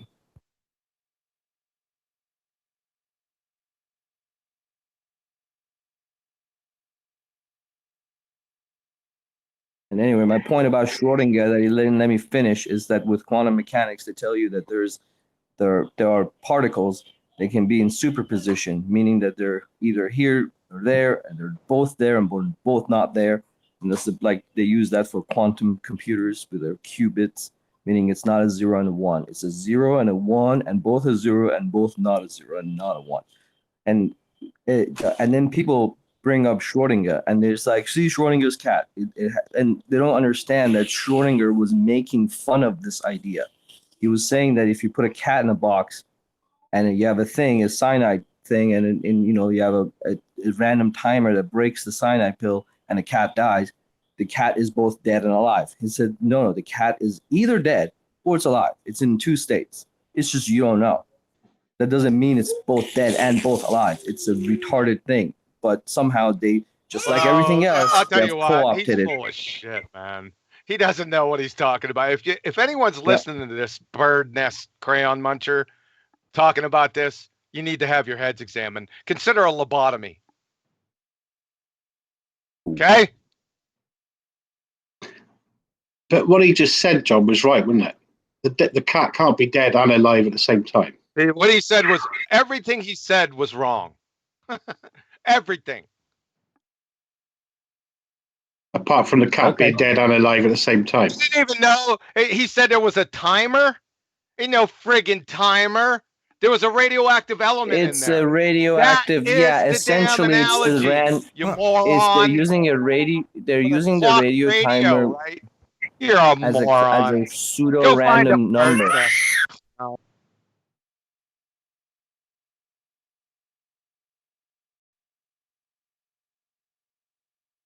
What was that? It's a pseudo random number generator, essentially. So you don't know if the sign. That's the whole point. So a timer is an easier way to describe it than to go down to the decay. I just say it's a random timer that you don't know what the time is. So the cyanide pill or gas is either out or not. We don't want to hear it again. The cat is not either dead or alive or both. It's not either dead or alive. Okay. Wow. So I mean, this is clearly. Yeah, well, in that case, the cat can be dead or alive, can't it? Go pick up cans alongside of the road. Either dead or alive. You freaking clown! What is the principal quantum number of an X-ray photon? Well, you're crazy, bro. You're absolutely crazy. Hold on, I have a child's crying like you. Yeah. But you've mentioned it twice. Is he? Can't ask him. He's disappeared. I was going to ask him if he's actually familiar with principal quantum number. Because you're asking it specific to, what was it specific to again? Forgotten already. Well, he's acting like he's Mr. Expert in quantum mechanics. Well, I want to know the principal quantum number of an X-ray photon. It's a simple answer. An X-ray photon. Okay. That's right. It's a simple answer. Anyone in quantum mechanics would know it in a split second. I never said I was a quantum mechanic. That's how you can tell pretender clowns from others. That's how you can tell. Great. You just ask them simple questions. How can you have a cat that's both dead and alive? See what I'm saying? How can you have a cat? He doesn't even know what he's talking about. Maybe put a bird's nest in there on a timer. Friggin' clown. I mean, yeah, just it's clear for the audience who's triggered and who's not. Who's triggered and who's not? Who's triggered? What does that mean? What are you divining thoughts from being triggered? What's triggered mean? Let's go down this route, Mr. Supernatural Bird Nest. I think, all right, so all of this started when he got interrupted. He was trying to make a point. He says he got interrupted. So he says that every day. We can just continue with your point. Continue with what point? Whatever you were talking about that got you triggered. I'm not continuing with that point. No. I want to know the principal quantum number. He could have looked it up by now of an X-ray photon. No one knows. It's stupid. Then why is I'm he not talking gonna go look up about some quantum random mechanics? factoid and make it sound like I'm smart because I know a random Everyone factoid. knows that. What are quantum? Do you even know what quantum numbers are? No. You have no friggin' clue, do you? You have no honor. Let me try to explain something. So when you no honor, create, you can't concede anything. You just make shit up that you've heard. Right? No. You're a baller. I just treat you as a baller because they do the same things. I mean, yeah, I see you as a baller. It's okay. Yeah, I see you as a baller. Okay, Mr. Bird's Nest. Can't answer simple questions. You got friggin' exposed yesterday with your supernatural bird's nest bullshit, and you have the hubris to come on the show, right? What are you talking about, bro? It's like everybody knows you're a clown show. I'm not. It's not like you're gonna being videotaped live, clubbing baby seals, and then the next day coming into work thinking that there's nothing wrong. What are you talking about? You're just that's off what the you're rails. doing. You're just whistling past the graveyard. You're already exposed as a clown, supernatural bird's nest. You have no honor. You're a Dunning-Kruger idiot, right? And you just come back here day after day, right? To give your opinion on what?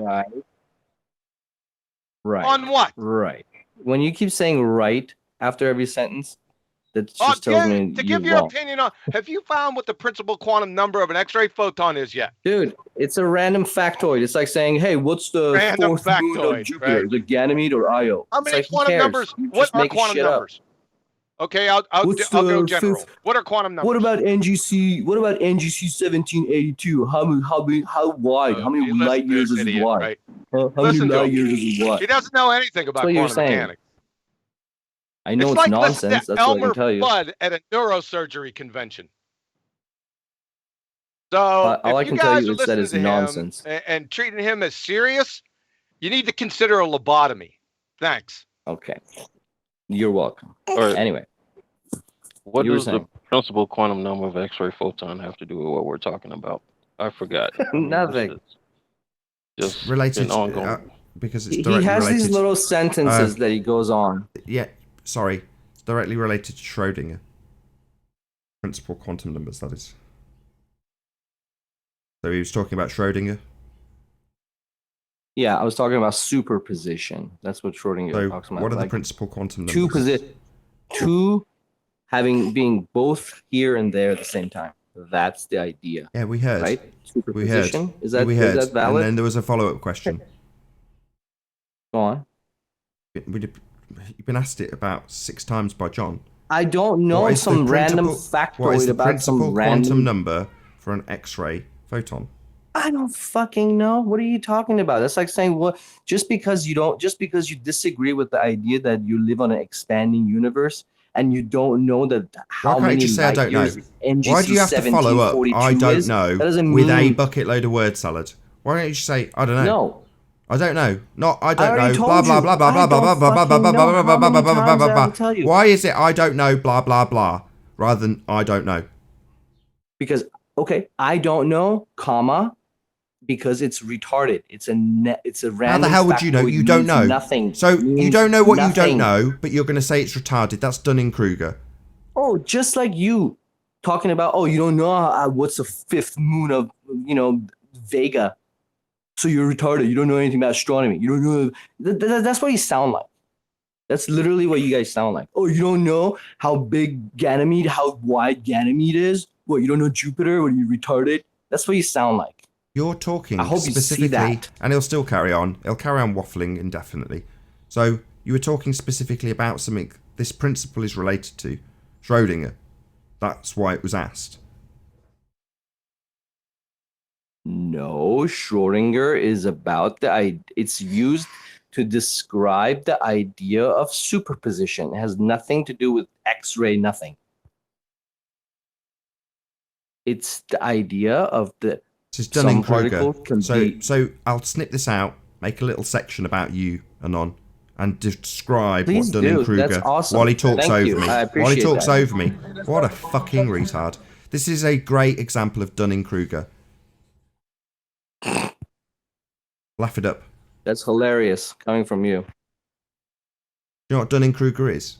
When someone describes someone as having Dunning-Kruger. Yes, what is it? Seriously, dude? Are you fucking serious? Tell us. How many times have I heard that too? Flat earthers are called Dunning-Krugers. You think I just got here yesterday? Are you serious? Yes, I am serious. If you carry on talking while I say it again. So, tell us, what is Dunning-Kruger? That's when somebody knows a couple of things and somehow they think they're experts. Just because you know a little bit of this and that, somehow you're now expert. You think you know what you're talking about, but you don't actually. Wrong. That's sound like John.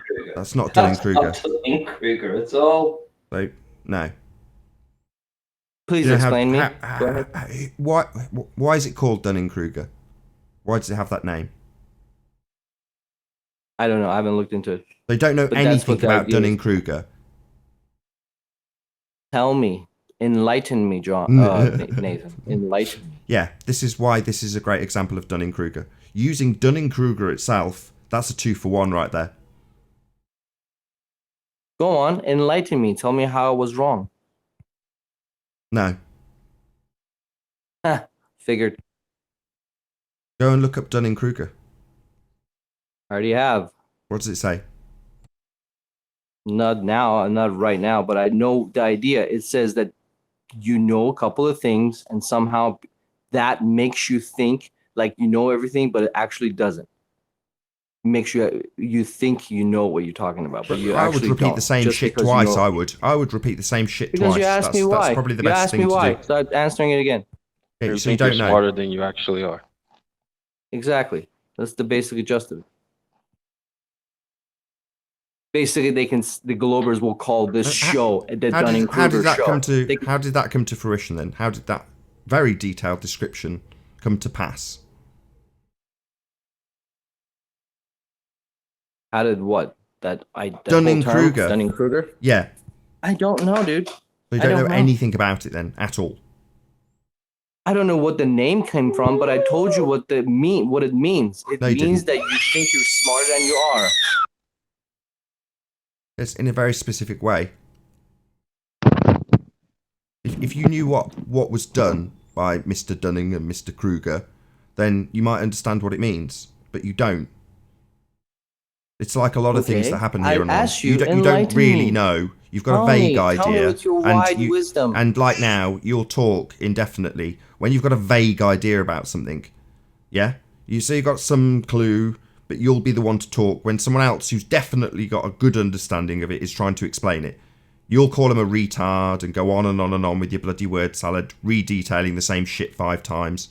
It's frustrating for the listener, frustrating for us as a panel, frustrating for the person that does know the answer more than anybody else.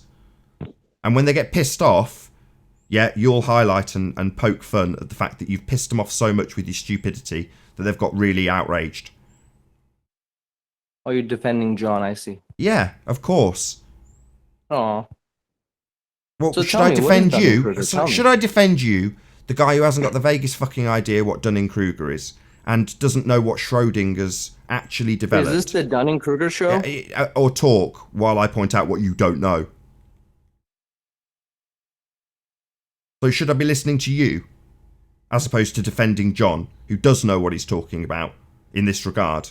Hence he flummoxed you with this one question. Are you done? Are you done? We hear you a lot of the time, Anon, and you've got a vague clue about some of it, and would definitely benefit from shutting your fucking mouth a little bit more and listening. But you don't. You just talk at nausea with your word salad and your repetition, and then when someone tries to explain something that they do understand to you, you talk over them, impose questions, make more statements, repeat yourself. Repetition? Did you just say that? Is John like not repeating it? I've never heard John repeat anything. You're right. You guys had a little huddle. Is that what you guys? That's the best you guys came up with after your little huddle? That's funny. Watch John get pissed off with you. Pathetic. We haven't got anywhere. We've got no more information out of you, have we, about this Schrodinger? We've got several repetitions of the same shit that was declared to be nonsense, and then when it was tried to be explained to you, you rumpus the shit out of the person trying to explain it to you, to the point that they got annoyed and then ask you a question you would never ever be able to answer. Unless you understood what you were talking about, that is. What I'm telling you is the whole point of Edwin Schrodinger bringing up that we're going to get a dipshit is fucked to hard tell you repetition that of the same shit superposition again, aren't doesn't we? make any sense. No fucking way. Unbelievable. Yep, believe it.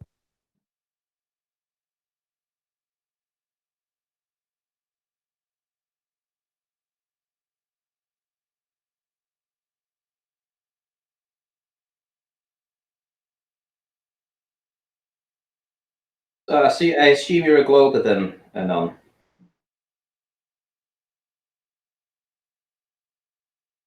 No. Nathan, perhaps you can enlighten me? I've no idea. Flasher. I don't know. He's going on and on about Schrodinger, and when asked for a specific principal quantum number, he didn't give an answer. He said it was retarded. But apparently we should be listening to him when he interrupts everybody. I basically was quiet this whole time. I came out there at the very end and said a couple of things about Schrodinger and when he brought up quantum mechanics. That's it. So, and then suddenly I'm rumpusing and I'm causing all this fucking mayhem. It's just because John's mad. It's okay. I see you guys. I see I've pissed off your dad. So now, you have to defend him. I get it. So go ahead. I'll go on mute. You guys talk. I've said this before. You're repeating yourself, so I'll have to repeat myself again. Should I defend you and let you talk over the person who does know what they're talking about when literally in the last 2 or 3 minutes we've had to painstakingly point out that literally in this instance you haven't got the vaguest clue what you're talking about? And when we say this is a great example of Dunning-Kruger, you, in perfect Dunning-Kruger style, claim to understand what it means, try and give us an explanation, and then when put to task, you literally again haven't got the vaguest clue what it means. So you are the definition, exactly and now you're talking again. Here we go again. Now, you are a pretender clown, Anon. Now, if you think I should be defending you and fighting for your right, that's fine. If you think I should be defending you and your right to be a pretender clown, then you're wrong. I'll defend the person that's massively benefited me in terms of the information that he's given me. That'd be John, not you. I can't name one thing I've learned from you. Not one. So should I defend you? You don't need to defend anybody. You're the host. I do when you rumpus the living shit out of him after declarations about Schrodinger, which we've now, or John has, not me, ably demonstrated. You haven't got a clue what you're talking about. So should we listen to you? Should I defend you? Fight for your right to talk shit here? Or should I fight for decent information, understanding, knowledge, wisdom, all the things John offers? Through all the rumpusing and the ad homs. It is a fair point, Anon. Seriously, it really is. It's like if you had a speciality, let's just say in electromagnetics, right? I don't think anybody here has a speciality in that, so we would listen to you. So he has a PhD in quantum mechanics. Is that what John has? There you go. I can't answer for John. Is he still around? Does it matter? So suddenly do we all worship? You just told me he's supposed to be the expert, so yeah, it does matter. I was halfway through a question. So do we all worship at the altar of academia now, do we? We've all got to hold up our bits of paper to declare how smart we are. I'm asking Randy told me I'm supposed to. He's talking immediately. I'm halfway. This is the problem, Anon. This is why I got pissed off with you. Because he's halfway through a question or an explanation and you start talking. Yeah? Why were you so do you have Tourette's? I mean, I'm not joking. Have you been assessed for Tourette's? So why can't you shut Randy the just fuck told me up? I should be listening to an expert. Are you retarded? I'm answering Randy that told me that because he's an expert, I should listen to him. Yeah. And suddenly I'm now tagged with being somebody who listens to somebody with a lab coat. Are you fucking retarded, dude? By demonstration. Mute, by I need a shower. Listen, he won't I shut got a up. shower. He'll just carry on fucking talking, won't he? He won't shut up at the end of his statement. He needs to say it 6 more fucking times because he thinks we're deaf. Yeah, we heard you. Yeah, you think I'm appealing to a lab coat. I get it. I heard. I'm not deaf and I'm capable of listening. Yeah? No, by demonstration. He does know what he's talking about. Endless examples of me double checking what he's told me have come to fruition. Unlike you, who can't even detail what Dunning-Kruger is. Hey, Anon, I'm a farmer, but I don't have a PhD. I just have experience from farming. Why do you attach a certificate to knowledge? Are F1 drivers? I didn't. It was ranty. Are you guys retarded? What the hell? Yeah. Now time for a few ad. Now it's time for a few ad. Now it's time for a few ad homs, is it? So he's just asked a question. Same question as mine. Do we now worship at the altar of academia and the little bits of paper they give you at the end when they say you've parroted correctly? No, we don't. We go by example. We go by demonstration. We check and verify if what people say is shit or not. That's what we go by. Exactly. Right, and with you, it's nonsense 90% of the time, Anon. Sorry, but that's just how it's panning out. Same with John. Do F1 drivers have PhDs? Not getting an answer. We had a conversation about this. It'll get ignored, and it'll get ignored. It'll get ignored. Then there'll either be an ad hom or a declaration. It won't get answered. Do we worship? Why do I have to slow down for my own That's panic? John, not me. Are you kidding me? You're not answering me. You're not answering 10th Man. You're not answering Warren. So do we suddenly need to have a piece of paper to make a statement that can turn out to be incorrect or correct? Dude, are you fucking retarded? No. Nathan Ranty told me that if I was an expert... That's right. That's what he meant. But didn't say hello, I'm qualification. responding to Ranty. Are you guys just this daft? What the hell is wrong with you? What part of you asked what us for part his of where did the PhD. qualification come in? You said, is he a PhD in quantum mechanics? That's what you asked. Expertise. Okay, your master's degree. Expertise. What So I we do need. So where's 10th Man? So it seems Anon just does nothing but violate the law of non-contradiction all the time. That's all he does. You know what? If you get a master's degree, you're getting it from somebody else's classroom and their way of grading you. So you're getting their BS. If it's BS, look at all the master's degree in science that is in science. I'm not saying you should only listen to PhDs. I'm not saying that or masters. What we're I was saying just is responding to Randy, Anon. who's telling me that if he's an expert, Yeah, I we should heard listen. the first time. What we're Clearly trying you to get haven't through to you, heard. Anon, is all we seem to get to hear, regardless of anyone's expertise level, is you. That's all we ever get to fucking hear if you're on the panel. You and your interruptions and your repetitions. You were just about to repeat the same shit again, weren't you? I was quiet this whole time. Oh, yeah. That's why we're having this. Only talk in the after show. Do you know what this During is? the whole Do show, you know what I this was is? quiet. He interrupts me Say a single again. word. What is he interrupts me again to probably repeat the same shit? This is an intervention, Anon. The audience isn't getting the information because you have decided that you've got a different view that needs the most stature given here. Yeah?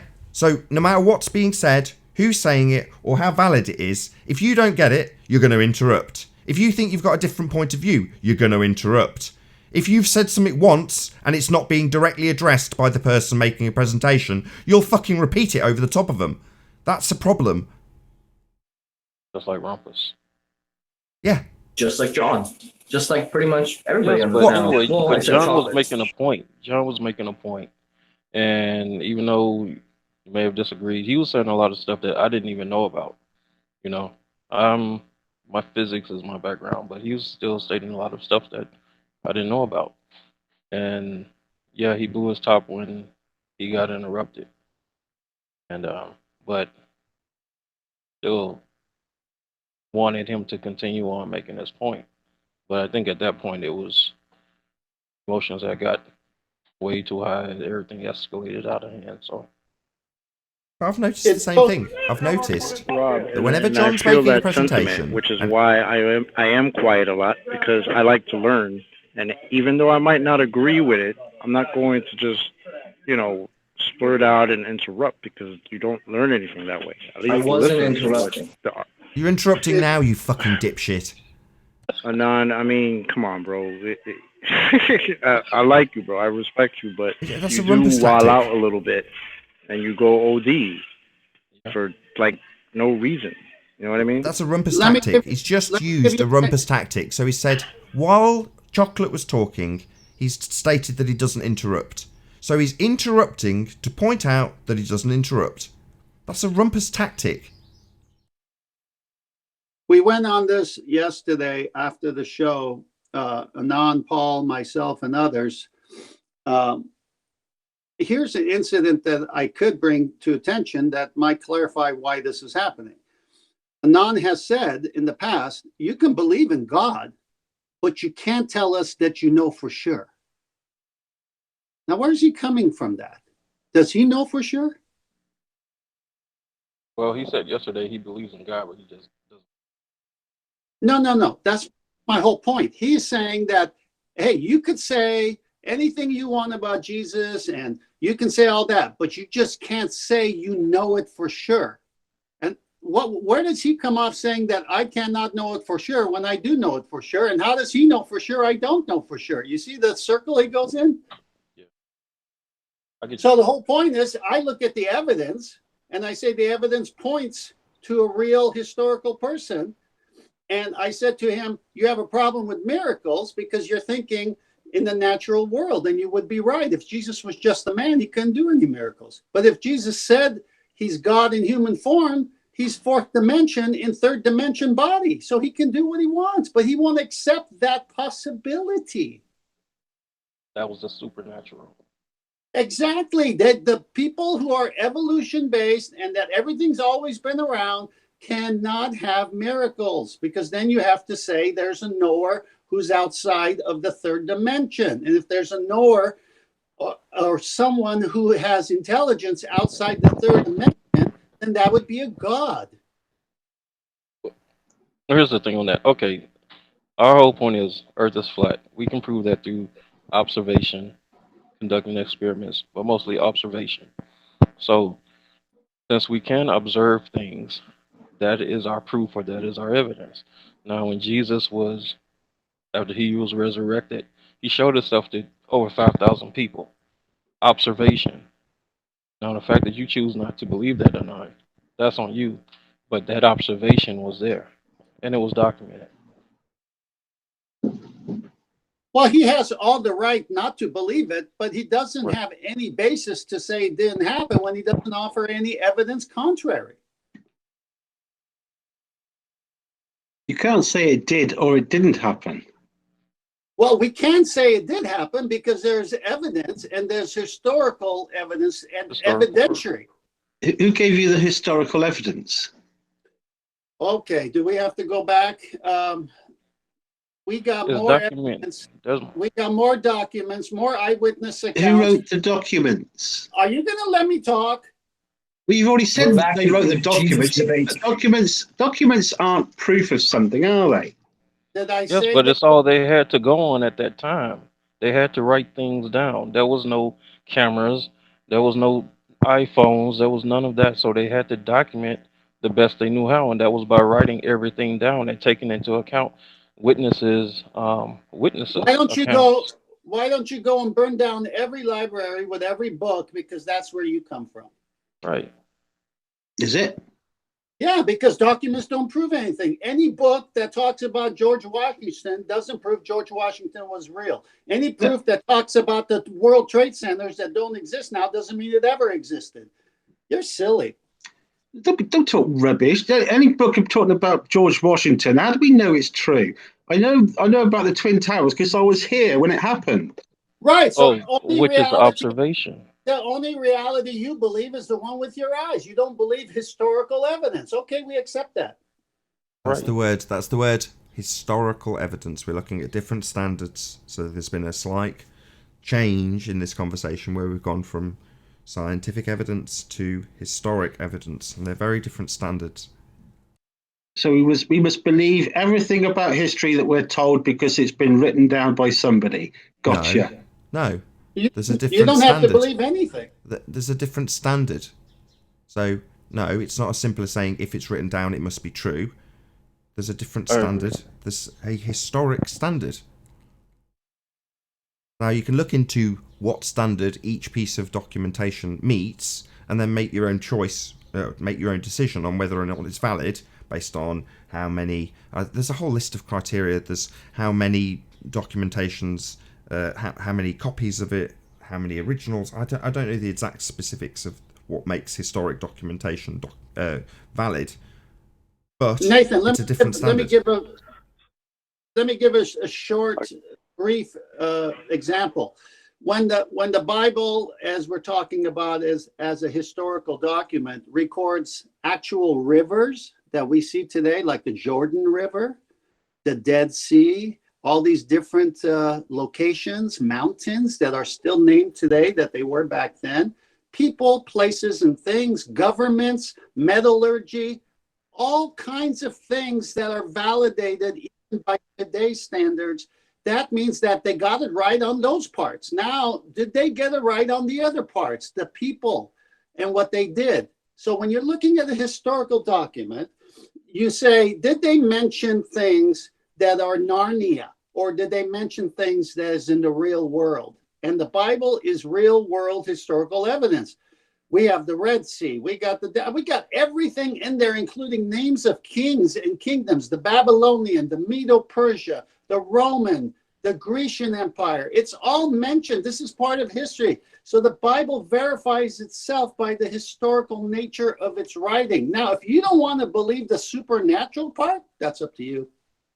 So if I wrote a book today and put all these historical data and information in it and called it the Bible, put it in an old blooming cover, buried it, dug it up, and said, "Look, this is true."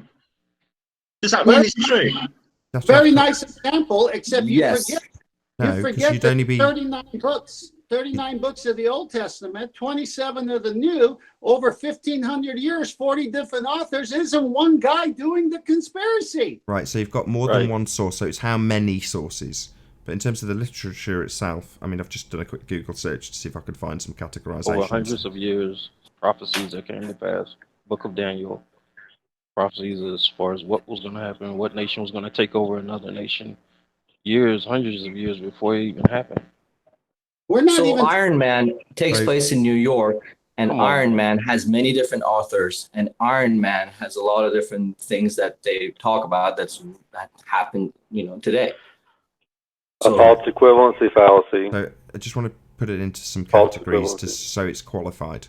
So you've got the date, i.e. when was the source produced? You've got the localization, where was it produced? The authorship, by whom it was produced? The analysis, from what pre-existing material was it produced? And then the integrity, in what original form was it produced? And then last but not least, credibility. What is the evidential value of its content? Well, you can assess all of those things for multiple different sources and then come to a conclusion on how credible they are. If you've only got one document, then not very. But if you've got lots and lots of them, all corroborated and cross-referenced, then it would be more credible. But this isn't my forte. History was like my worst subject. But there we go. I was at a quick Google search. So when were they written then? This is just to round out. So this is the historic method. So this is the historic method, or the historical method, as opposed to the scientific method. Different standard. So the 9/11 Commission, Popular Mechanics, all those guys say that fires took down the buildings. There's a whole bunch of documents, hundreds of them, that they talk about that fires took down two planes, and fires took down 6 buildings. So that must mean it's true. Okay, got it. Yeah, in 1,000 years' time, it'll be a fact. Yeah, we got skyscrapers burning for over 24 hours. What a silly. But to me, it does just because there's enough historical documentation to back it up doesn't mean it's empirical evidence. That's where the it's not empirical. To me, you're right. It's not. No, it's not empirical. Scientific evidence. Different standards. Hold on, let me just address that. Yes, Chocolate's right. Chocolate summarised it beautifully. No, it's not empirical. It's a totally different standard. Not everything can be done with the scientific method. This is definitely one of those things. But you don't just ignore it. You apply a different yardstick. The yardstick most applicable in this instance is a historic yardstick. And then you're looking at credibility of each particular witness. How much documentation there is. How many other people cross-reference it. And you can do all of those things for 9/11 based on the witness testimony, if you choose to do so. Isn't that exactly why we have the 9/11 controversy? Because people like us, the truther, are saying that is wrong. That's proving the point. Because we have internet. Those guys didn't. And the only people that could write the books were only a few people. They didn't have the internet or the Gutenberg press. So sorry. No. Again, you don't understand the Old Testament or parchment or scrolls or anything. Yep. I'm done. We are talking a span of over 1,500 years. The whole Old Testament was intact before Jesus was here. The prophecies alone of his coming show supernatural design there. So you don't have to believe it, though, Anon. You can just believe when you die, it's all over. That's up to you. I don't believe it either. That's fine. But don't say that no one can believe it, which is what you guys keep pushing. No, we're not. I say believe whatever you like, but saying it's a fact is not true. Well, not true to you. Not true to you. Not true to you, because your eyes are blinded. So subjective subjective truths exist then, do they? Say that again? Subjective truths exist, do they? Riley, you just took it out of my mouth, bro. No, I don't think it does. Can I explain something to you guys? If you believe in religion, it does, yes. I don't believe in religion. I don't believe in religion, but Riley, let me answer your question there. There's a scripture that says it is impossible to please God without faith.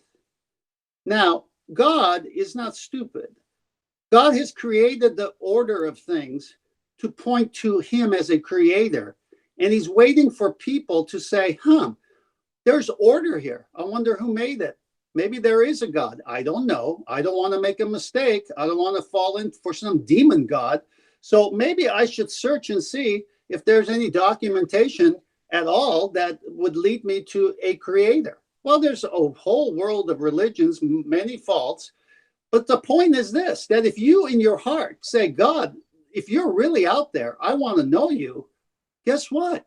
Ask and it will be given. Knock and it will be open. Seek and you will find. You will not be misled if you cry out to God, because his method of letting you know is when you give up and say, show me. Just cry out and say, show me. And he will. Yeah, but what point is this proven overall? The point is this, that God is not going to be put in a box to where you have to have what you want before you believe in him. He's giving you creation as his proof. It's evidence there's a creator. All you got to do is say, I want to know you. That's all. When you ask God to show me, if I say, God, please show me, do I have to believe God to begin with? No, you have to say, by the basis of the order, the cosmos, everything made, I believe that you might exist. I'm not certain of it, but if you do, please make contact with me. But that's subjective, isn't it? Because if you, let's say you experience something that day after asking that, saying, God, show me something, and then you experience something that to you means that God exists. Now somebody else, let's say Anon, let's use him. He does the same thing, and he doesn't experience anything. Or at least the experience is open to him to see it in that way. So now that's his truth, which is that, he didn't experience anything, nothing happened. And then there's yours where you accept it. No, right? that's not what I'm saying. What I'm saying is you're basing it on reason. God doesn't ask us to have faith in something that's not reasonable. Our minds would not allow it. That's why I'm saying that's why he gave us the Bible. That's why all the historical facts chime in to prove that this is a document he inspired through the writers. So the point is this, God is not going to ask you to have faith in something unreasonable. You're looking at creation itself as the reason why you ask. Yeah, but also when God says that you only need faith the size of a mustard seed, right? It doesn't take much. You're right. All you got to do is say, I don't think everything came from nothing. I believe there is a creator. I just don't know who you are. Please, somehow, some way, reveal yourself to me. That was my cry at 14. Yeah, but I've done that, though. I realize that there's a creator, and I have asked that question, and I've never really felt as though there's been a response from anywhere. Well, I can't. Also, I like to point out that Jesus didn't, or God didn't give us the Bible. Bible was written by regular folk about him 50 to 100 to 200 years later, right? So he didn't give it. God didn't come down and was like, hey guys, everybody check it out, I got a book. No, he didn't come up with a book. He didn't leave the book. The book came later. Incorrect. When No, Jesus it's came, not he made correct. references to the scriptures. The scriptures were already written. No, my mum believed in God. She went to church every Sunday. She said she talked to God every single day. She said she had a message off God that she would live till she was 96. He died when she was 76. Well, So what do did you God want? lie to her? What? No, God. She didn't have a conversation with God. That was mental, obviously. Well, that's not necessarily true, because a lot of people do claim and honestly believe that they're called intercessors. They have a conversation regularly with Christ. Oh yes, and we were told that there'd be many. Yeah, but the spiritual. Can I finish? I'm sorry, bro. Oh my goodness! Listen, I have been on the streets talking to people from many religions throughout my 45 years of belief in God. I remember one time going through Boston, and I saw a Christian Science reading room, and knowing a little bit about Mary Baker Eddy and Keys to the Scripture and what they teach, I went in, and there was this very nice elderly lady, and she's about 78, I would say, and I was about 19, maybe 19 and a half years old. And I said, look, I see a lot of your reading rooms here. What is it exactly, set up for? Because I know a little bit about Christian Science. Can you expound on it? And she says, sure. How much time you got? And I go, well, we're the only two in the store, so tell me. So she proceeded to talk for about 20, 25 minutes. At the end, I said to her, excuse me, I said, okay, so let me summarize. You're saying that reality and matter doesn't exist, and Jesus is the way. Sure, he's not the way. There's no such thing as pain and sickness and sin, and everything is an illusion. And she said, exactly, man, you got it really quick. I've never had anyone understand this so quickly. So I said, well, if I want to learn more, what should I do? And she says, well, see the books behind you? And I went there, and there was, I think, a 7 or 8 volume set of Mary Baker Eddy books. And so I grabbed the most expensive looking ones. And without even an idea what I was going to do next, I started darting towards the exit. She goes, wait a minute, what are you doing? I go, well, I'm going to go read these books. And she goes, but you got to pay for them. And I said, yeah, but you said money doesn't exist. So these books don't exist. This moment in time doesn't exist. It's just an illusion. She goes, no, if you walk out, I'm going to get fired. I go, fired from what? She goes, my job. I go, but you said it doesn't exist. And so she started crying. And I felt bad because she was crying. And I said, why are you crying? She says, I'm confused. And I said, here's why you're confused. And I explained the gospel to her. And I ended up praying with her. There's a lot of delusion out there. There's a lot of people referencing Jesus, but it's not the true Jesus. Now, when Jesus came to this earth, the whole Old Testament was already written. Okay? But when Jesus resurrected and ascended, the New Testament was being written within years. Yes. And so when you say that it's made up and you avoid all the evidence, you're doing yourself a disservice. Look at all the people who were lawyers and skeptics like C.S. Lewis and others who took on the task to prove the New Testament and Old Testament to be just a book of men. They got converted. Even liberal schools that don't believe in the physical resurrection say it happened, but they just don't believe it. And that's okay. Don't believe it. Jump in. Can I jump in? Yeah, I'm done. I was going to try to clear something up just a little bit. Nothing against 10th Man or anything like that, but do you guys understand the difference between belief, faith, and trust?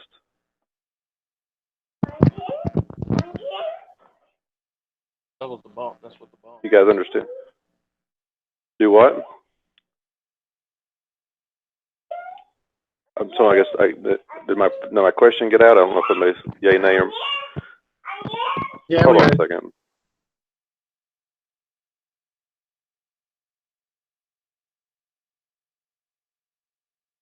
To me, belief, there's evidence-based belief, which means you can. I think my definition of knowledge is evidence, or basically, what is it? I can't think of a phrase now, but it's justified. Okay, that's it. Justified true belief is knowledge. Trust or faith is like, I have faith that the chair will hold me up, but the only way to truly trust the chair that'll hold me up is if I sit in it. You guys understand the difference in all those? Yeah, well, that's faith and belief, isn't it? What do you mean faith and belief? What do you mean? Well, you have faith and belief in the chair. I believe the chair will hold me up. Right. I have faith that the chair will hold me up. It's the same, isn't it? Right. Then I sit in it, and I trust it. My knowledge is confirmed. So then I have a justified true belief. Okay. So from that premise, like John said it, I've said it, 10th Man has said it. Christianity is an evidence-based belief. It's not a blind belief. It's not a blinding nothing belief. It's based upon something. And Nathan kind of parsed it out.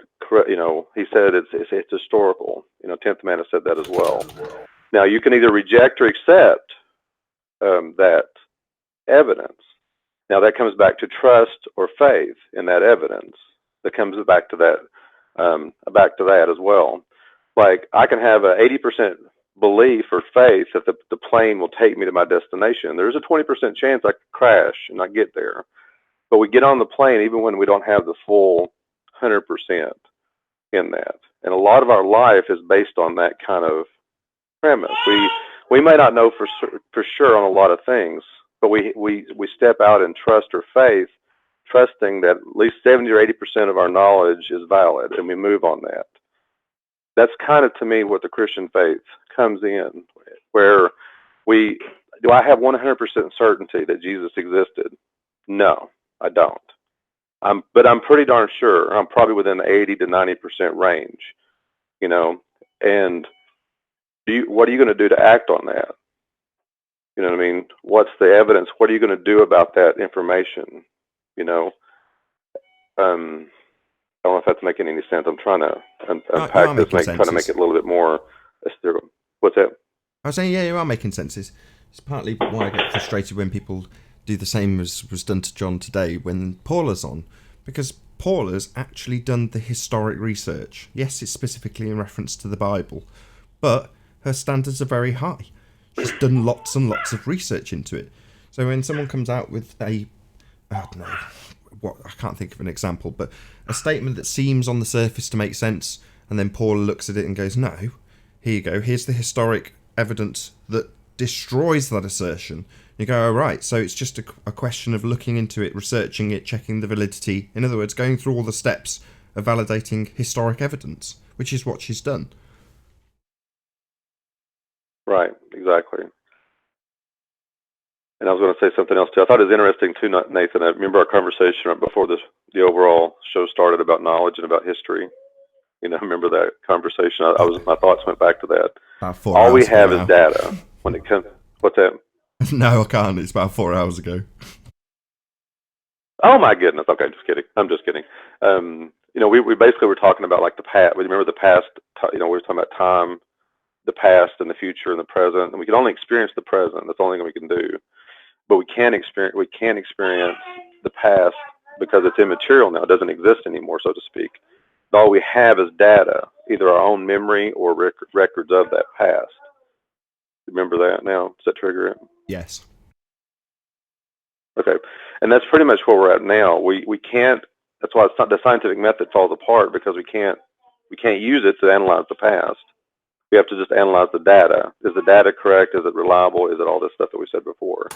And Christianity, actually not say Christianity specific, that's more get into religion, but the biblical record has shown to be, and that's what 10th Man is saying, it's shown to be reliable historically. It's up to you whether to accept that information or that data or reject it. But when you reject it, make sure you're rejecting it on solid ground too.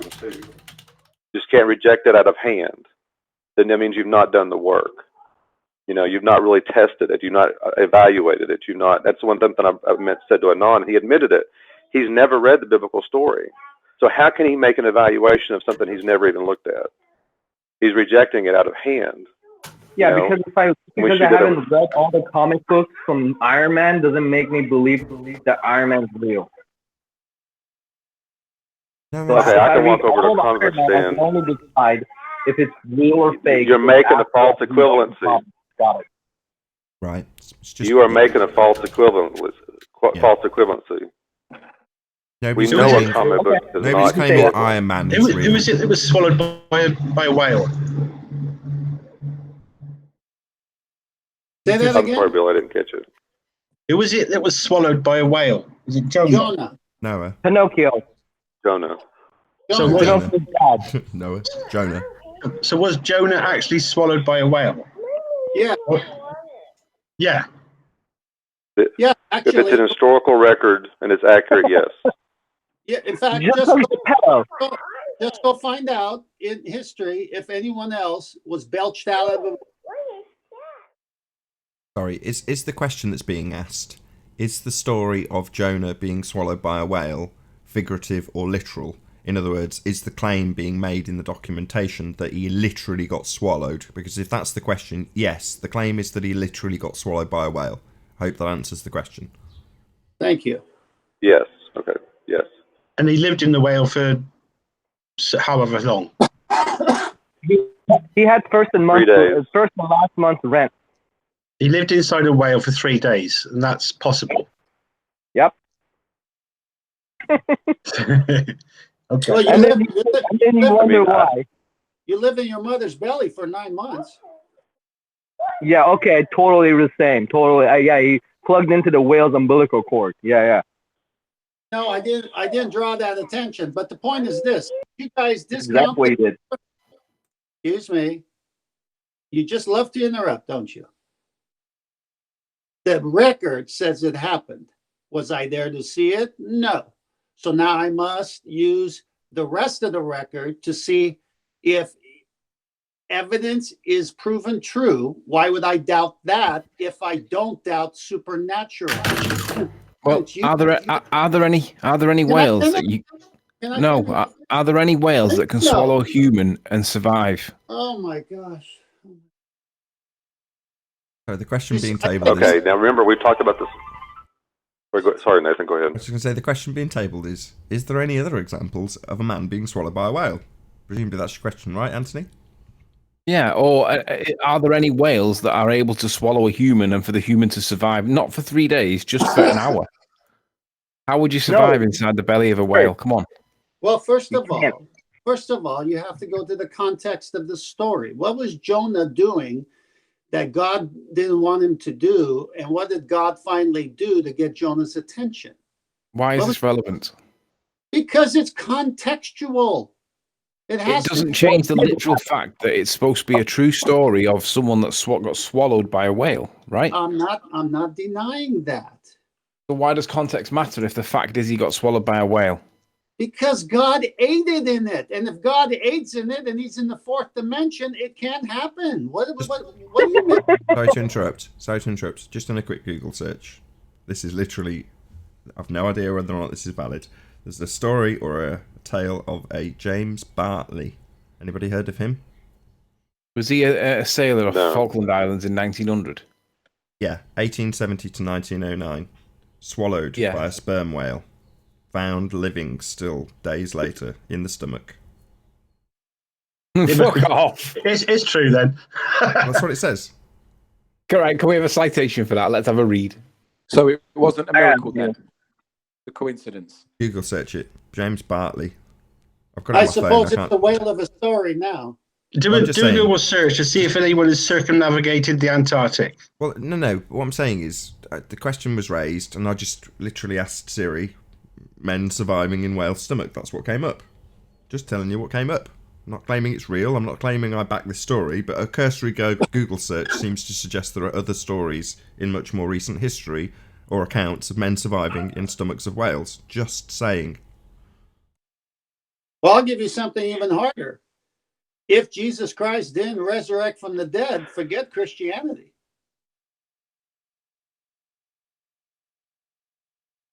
That was my contention a while back. I actually made that contention about if you want, I mean, Paul himself said that his Christianity rises and falls on that event alone.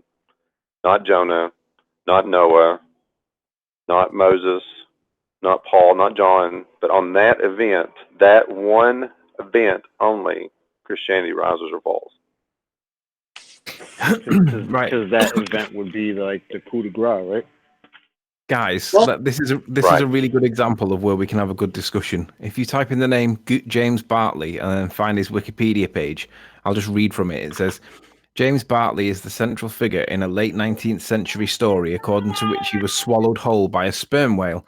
He was found still living days later in the stomach of the whale, which had died from constipation. The original story was the story originated of an anonymous firm, began to appear in American newspapers. He was described as a modern day Jonah. The news spread beyond the blah, blah, blah. Okay, so this is what it says. The story is reported. The story as reported is that during a whaling expedition off the Falkland Islands, Bartley's boat was attacked by the defending whale and he landed inside the whale's mouth. He survived the ordeal and was carved out of the stomach by his peers when they, not knowing he was inside, caught and began skinning the whale because of the hot weather, which would have rotted the whale meat. It was said that he was in the whale for 36 hours, and it was also said that his skin had been bleached by the gastric juices, and that he was blind for the rest of his life. However, he was supposed to have returned to work within 3 weeks by some accounts. He died 18 years later, and his tombstone in Gloucester says James Bartley, a modern-day Jonah, and there is 2 citations for it. I haven't clicked them, but then it says, in 1896, an article named A Modern Jonah Proves His Story was published in the New York World, quoting a brief portion of the story as told by Reverend William Justin Harsher, along with some initial observations. This was followed about a week later by another article that briefly summarized some responses from readers, followed by a third article by William Stone, who related a similar story involving a massive man-eating shark. The French scientist de Parvel published a report of the alleged incident in the Journal des Débats in 1914. So it does appear that there is the possibility that you could be swallowed by a whale and you could actually survive. Maybe Jonah is true. There you go. I don't know. It sounds like bollocks. When the citation has a reference to it being the whale being constipated, it just sounds like an April Fool's gag. It does, yeah, but it does add credibility to the assertion that Jonah. I mean, I've always taken Jonah in the fish to be some kind of not to be taken literally, because how can you survive in a whale's belly, right? There's acids in there and shit like that. That's just wrong though. The same way that Daniel survived the lion's den. How does that add credibility? Sorry, bear with me. Sorry. In there. How are you breathing? There's no. That breathing would be my first thought. Let me add something. Come on, guys, let's get with it. So this is the only. Can I make a comment? Sorry. Just before you do. So, unless it explicitly says that it's allegorical, it is meant to be taken literally. So I know you're saying, oh well, I always assumed that it's allegorical, although you didn't use that word. Well, no, that assumption's just wrong. It says, the Bible's quite clear. I mean, I don't know a great deal about the Bible, but I know this much. If it's allegorical, it'll say so. Right. It's literal unless specified otherwise. Unless there's a parable being spoken, or unless it's stated that, it's a metaphor. I want to hear Paul speak. Paul. I'm going to get into the Christian theology behind the Jonah story just a little bit, so you're going to get some back. It's like the back end story. Theologians have wrestled over whether Jonah actually, whether he actually died in the whale or he actually was kept alive. But either one, there's a supernatural event occurring, and this is back to what I was going to address before. And this is kind of what 10th Man was addressing, because how did Daniel survive all that time in the pit of a lion's den when they're hungry? there is still, no matter what you do with Jonah, there's a supernatural event occurring, whether it was either God sustained him in the well for that period of time, or he died and God rose him back up.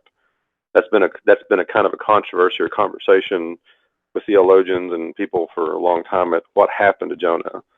So, but I think your tension, realizing there's something going on here that's not quite right. It doesn't fit. It doesn't seem natural. But the word there, you notice I said it says doesn't seem natural. That means there does seem to be some kind of supernatural event occurring with the Jonah story, if it's a real story, which I think it is.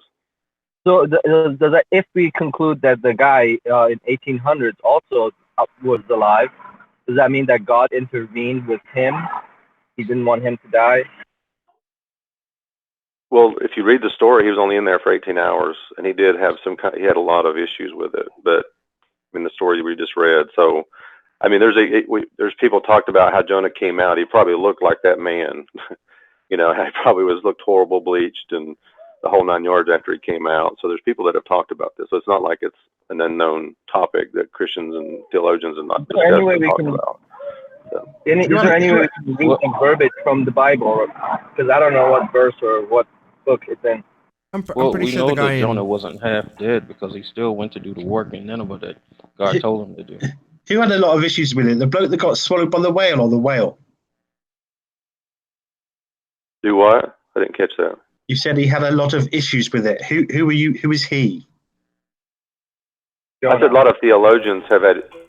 Oh, wait a minute. Oh, but you're talking to me. Yeah. He was talking to you. When you said he had a lot of issues with it, I think the context that it sounded like, I thought that at first listen, was that you were saying the person who was rescued had a lot of issues afterwards, and maybe that was Jonah you were talking about, but I think you meant the people documenting the story and interpreting the story had a lot of issues with it. Right, that's not what I was addressing, but even like Rebel said, I mean, that's why I say there was a supernatural event in this issue, is because Jonah did, after he was swallowed, he got up and went to preach to Nineveh, and the whole town repented from that. So if they saw this crazy man that's bleached from this stomach juices of this whale coming in preaching repentance, I mean, probably who knows what was going on. But yeah, theologians have wrestled with this issue, and even Anthony saying, how did he survive and all this stuff, like even reading the story, that's why to me there was a supernatural occurrence that had occurred with Jonah. So. But it'd only be supernatural if you believe in the historical supposed documents, wouldn't it? Well, exactly. We're back to that again. Isn't the point that we're questioning the credibility and the strength and the reliability of the documents of which we're reading, right? That was my point. Exactly. The only way the Bible could be understood with the miracles and the intervention of a higher being is supernatural. So if you just say, oh, I accept the historical documentation of the Bible, but I'm going to throw out any relations in scripture that have to do with miracles, then you're stripping the Bible of its divine authenticity. So you can say historically everything is right, but I just don't believe the miracles. Well, that's up to you. But true believers believe them both. Well, here's something to consider back to the reliability of this issue. Obviously, Jonah's in the Old Testament, so it's not New Testament, for one. And if you understand anything about how the scribes of that period, like they didn't have printing presses or copy and paste or printers like everybody does in our home today. A scribe was, his whole job was to copy and record. That was his whole job. And their annual salary was that equivalent probably today of an attorney, you know. So, and if when they're copying something, if they make one error on a page, they throw out the whole scroll. That's the standard by which the scribes were held to transmit the documents.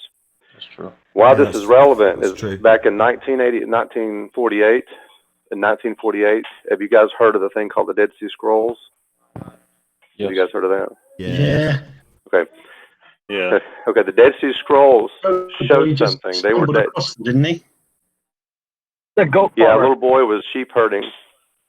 Yeah, it was a little sheep boy. He was throwing. A sheep went into a cave, and he tried to flush him out. So he threw a rock into the cave to flush out the sheep, and he heard something break, like a pottery break. And then when they went in to discover what was in there, it was full of scrolls.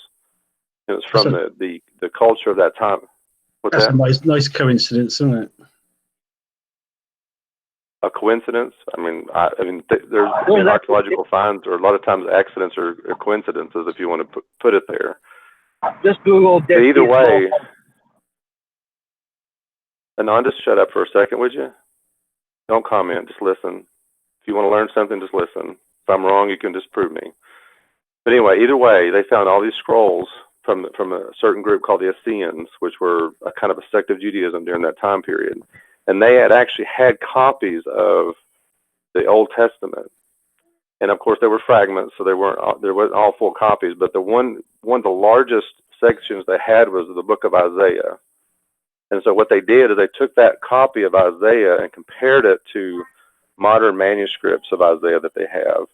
And they found only minor differences, something maybe be equivalent to a punctuation mark, or an error in a letter or something to that effect, or maybe maybe missing a letter, creating a new word. So it showed the reliability of how the document. Sorry, Paul, are you talking about the Dead Sea Scrolls here? Yes. I was gonna ask, yes. does anybody doubt the credibility or the authenticity of the Dead Sea Scrolls? Yeah, I just pasted a CNN link from a museum saying that 5 of them were proven fake. From CNN, I don't think that's a credible critical CNN article. is funding the museum that's holding them. So they're just reporting on the museum. So the museum is saying that's fake. 5 of them. Yeah, but CNN are reporting it, and CNN are not credible. Yep, I agree. I'm just saying. Hold on. To me, I feel like museums aren't credible. Hold on. Let's have a look at it. Can you post it, Anon? But just as John said, the scribes, that were their job to document. Just like the Book of Chronicles was all written by scribes who documented what went on in the Book of Kings. Even there's a lot more detailed information in the Chronicles that the scribes kept that are not documented in the Book of Kings. So these things are documented. Even Shadrach, Meshach, and Abednego being tossed into the fiery furnace. That's documented. That actually happened. That's a supernatural event because they didn't die. Yeah, it was published in the BBC as well, so it must be true. I think you have to weigh up I mean, look at David Beckham. We all know David Beckham. 1,000 years from now, if we were having this conversation about David Beckham and whether he existed or not, the only documentation we're realistically going to have is possibly internet archives or whatever. And would you accept that that was enough evidence to persuade you and convince you that David Beckham was A, a footballer, B, did actually exist, and C, wasn't a parable or a myth? Now, in that context, it's really easy because you know that David Beckham does exist. He's still alive, right? But if you're talking about a character from 1,000 years ago, how would you make that decision? Well, I guess it's based on what Nathan said. You have to take into account the historical standards versus scientific standards. So when it comes to historical standards, you have to make sure that all of these things line up in order to one of the biggest factors. One of the biggest factors of credibility of evidence in this part of conversation we're talking about is contemporaneous evidence that was taken at the time without any delay afterwards. So if there was a witness to something and it was reported and documented there and then, like within an hour or so, that's a lot stronger than somebody that was reciting it 3 weeks later. The Smithsonian Institute uses the Bible for archaeology and stands by it. It's a secular institution. The problem most people have with the Bible is the supernatural. It's not the history. It's not the recordings of times and peoples and events. They gladly accept that. They just can't have God. We can trust the Smithsonian, can't we? Okay, you know what? Did you eat a bagel this morning? It might be poison. You better go throw it up. I mean, my goodness, you doubt everything. If it come from the Smithsonian, I'd check it. No, forget the Smithsonian. I went to Italy. I saw Rome. I went to Israel. I saw the Sea of Galilee. So I verified the Bible is true. I saw the old city. I was on the Mount of Olives. I went below the Temple Mount. Yes, it's there. I verify it. If you have an atlas from 3,000-4,000 years, I was there. if you have an atlas from 3,000 or 4,000 years ago, and it complements the information we have today, that means it's true.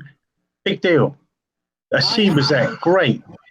I have better That's than an equivocation again. You're equivocating. I That's a different standard altogether. So you're talking now on we're not on history anymore. We're now on a geographical standard. So that's an Hey, let me speak to something that Nathan. Let me speak something to Riley. That's something that Riley said. I hear what you're saying about how close it is to it, but one of the gospel writers is Luke, and he wasn't necessarily eyewitness testimony. Matthew, Mark, well, actually Matthew and John were written by eyewitness testimony, and Mark would be more of writing some eyewitness testimony. But Luke was one. He actually says it. If you read the very beginning of his book, he actually went and investigated it. So he's like an investigative reporter. He went out and started talking to eyewitnesses, talking as if the stories are valid, going through, and he was actually given a report, not to just a document. He was actually giving it to somebody, and I can't remember who it is. 10th man, do you know who it was off the top of your head? Who Luke was giving his report to? Don't shut up, whoever. No, shut up. Yes. His name was Theophilus. Theophilus, okay. So he was actually like an investigative reporter going out and talking to eyewitnesses. He talked to people. He gathered the stories. He pulled it all together. That was what he did. So, has to be within. That's Luke is one of the ways they date the Gospels, because it has to be in the same time period when people were still alive. Because he couldn't do that if people were dead. Yeah, but would you agree though that that's not the same strength as eyewitness testimony that actually witnessed it at the time? And what I mean by that is, if I go round to all the people's homes that witnessed a bank robbery, and I got them all to describe to me what did you see? What was the facts? They'll all have slight different variations in what they saw, because time's lapsed and your brain doesn't remember the minutiae and the fine details of everything. So what then happens is your brain starts to fill in the gaps for you. If you get asked a question that you don't actually know the answer to, but nonetheless you were being honest, your brain will fill in the gap for you so that you can answer the question regardless of whether you knew it or not. So what I'm saying is, when time's lapsed, your brain works against you. Your recall is not easy. It's not good. And the problem with that is you miss details over time. That's why the police say that there's a golden period for doing certain tasks like capturing a murderer or whatever. Because Verse 48. Okay, well, let's talk about that for a second. You're making good, valid points. And there's a guy named J. Warner Wallace. I can send you a link to him. He's actually a police detective, and he actually goes through a lot of what you're talking about. But let's imagine this in a different event. Like, I can remember the day and almost every detail of the day my daughter was born. I could talk about what's going on in the operating room, what me and my wife are going to, and all this stuff, because there's an emotional kind of connection to that event or something that's drastic. I mean, I can remember when 9/11 happened, what was going on during that time. You know, I was helping a guy move, and I can almost remember that day. Almost everything that happened that day, I can remember. Okay. Now, yeah, you might be right. There's some details that might be fuzzy, but overall, I can remember it pretty sharply. Okay. Now, you got to think about the gospel writers, for instance. You know, they were seeing very extreme events. You know what I mean? Not something that were just ordinary events. You know, and they were seeing something that was very clear in their mind. You know, one day this teacher they follow every day for 3.5 years is gone, and then the next day he's risen. That's a sharp event that will be burned in their mind. So you got to kind of apply that principle to that as well. Now, and if you look at the gospel writings too, that's another thing about looking at the gospel writings. What you're describing, you actually see in the gospels. You actually see that, because there's a difference between the each individual count is slightly different. They're not 100%. And you know, since you've done eyewitness testimony, talk about it. If two people have the exact same story, you know they've colluded, right? Would you agree, Anthony? Yes. Sorry, I thought you were asking generally. Yes. Yeah, I was talking back at you, so I'm still talking to you. Everybody else can comment. But you see that kind of thing even in the Gospels. There's slight differences. on how they recorded. Some of the events were slightly recorded differently, and that actually still gives credence to the story because of that slight difference that you see. And people use that as an undermining, but actually that gives credence to the gospel accounts. So yeah, it does give credence. It gives credence. It does give credence, but it's still, it would be classed as secondary evidence, wouldn't it? Because it wasn't contemporaneous. It would be seen as strong, but not the strongest of evidence. Riley, this is just Luke. The rest of them are eyewitnesses. So it's just to collaborate with everything else. So you had. I know.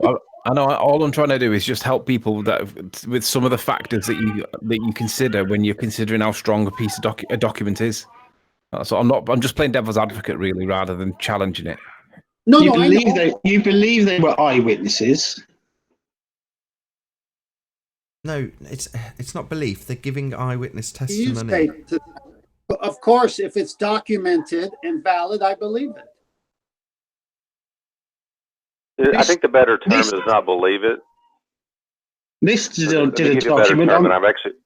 No, there's nothing wrong with the word belief if it's justified. Of course, I believe truth. Of course, I believe valid documents. It has to be reasonable. It has to pass the test. Yes, I do believe truth. Yeah. A man doesn't fly into the sky. That's not reasonable. Again, you discount the supernatural, Anon. Okay, but no, you just said reasonable. I'm just saying. Right. So it's reasonable. Come back from the dead. It's reasonable. It's reasonable that if Jesus was more than a man, that he could rise himself from the dead. That's reasonable. It's not reasonable if Jesus is just like you and me to come back from the dead. What are you missing?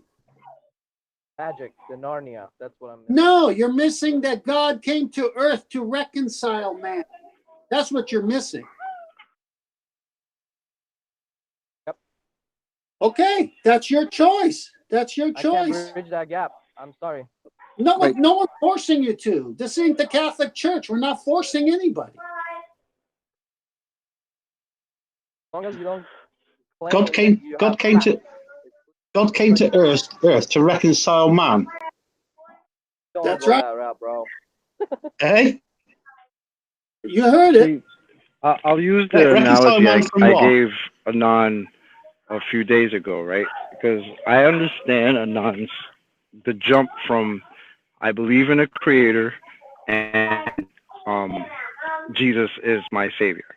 I get that that's a bit of a jump, right? But to me, I feel like if I believe, right, let's just say this is me, if I believe that, you know, there is a creator and all of this, me and everybody and everything around me came from some being or deity or whatever you want to call it that was able to create it, right? If this particular being wanted to make, you know, have a man come to earth and represent him as his son, then I have to say that that could be a possibility, right? Doesn't make it true, but if I believe that there is a being that's capable of doing that, I can't completely just disregard the fact that if that's what he wanted, he, she, whatever, if that's what it wanted, then that's something that's possible. I just try not to just absolutely negate that possibility. So I do understand Anon and why he gets a little bit like that, because it is a bit of a jump. But if I believe in a creator, I can't just negate that possibility, especially because I wasn't there. Why was God so racist? Racist? What do you mean? Huh? Where do we get that from? Why didn't God send Jesus to China or Africa or South America? They're sinners, bro.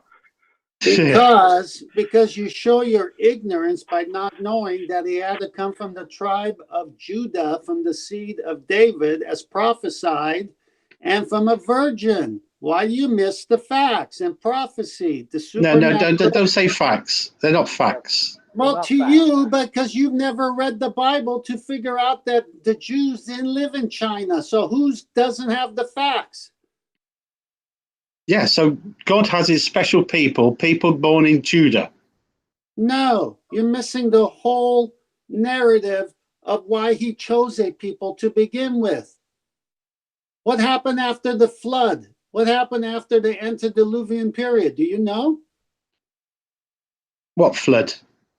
Oh, the one that one family was saved in a big boat. Yeah, the one that has sea life on top of every mountain. How did that get there? Yes, there might have been flooding in the past.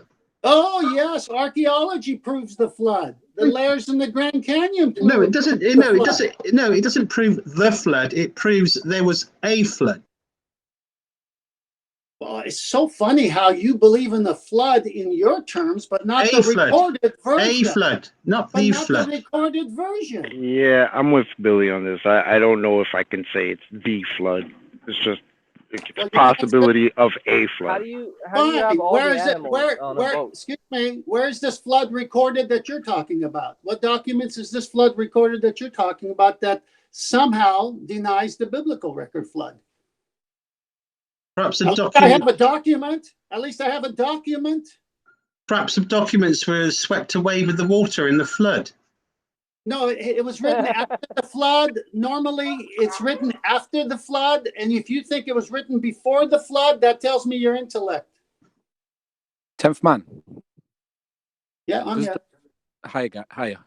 Does the Bible talk about many floods, a few floods, or does it just speak about one? There's one worldwide flood followed by the sign of the rainbow to say he would never destroy the earth with water again, but it would be with fire at the end of times. So why did he do that? Did he just get mad and then he's like, "I'm sorry, man. I'm totally." Hey, Anon, when you see the world prior to the flood and what men were capable of doing, and God said, "I'm going to start over again," I would say he was more than mad. When he saw what man was capable of doing, so he wiped out the whole world. Yeah. Thou shalt not murder. That's not murder. Unless you're God. Hang on. Can I speak up? Yeah, we're talking with people who don't know the text. That's okay. And that's part of teaching, part of helping them understand. Okay. I mean, my view may be different than 10th man on this. So this is going to get very something, but there's a lot of it. I think there's a lot of evidence to bear it out. For one, there is evidence throughout many cultures that there was this great worldwide flood that occurred. The Chinese language actually seems to bear that out. There's a guy that showed that the Chinese language shows that there was a worldwide flood at some point. And even every culture throughout the world has some kind of had some kind of reference of some kind of flood that's occurred. I mean, even what is it? The Epic of Gilgamesh talks about, if I remember that right, has an epic that there was a flood that occurred. And with that, I'm going to say a huge, massive, enormous thank you to all of today's debating panel for making this after show possible. And of course, a massive thank you to all of you in the Nathan Oakley premiering stream for tuning in, smashing the super chat, hopefully, liking, commenting, subscribing, sharing, and all that good stuff. If you need to keep yourself occupied after this stream is over, then go to nathanoakley.com and check out the Flat Earth Debate Forum to keep up to date with the community debate. I've been Nathan Oakley, and I'll see you all in the next video. Oh, what a day! What a lovely day!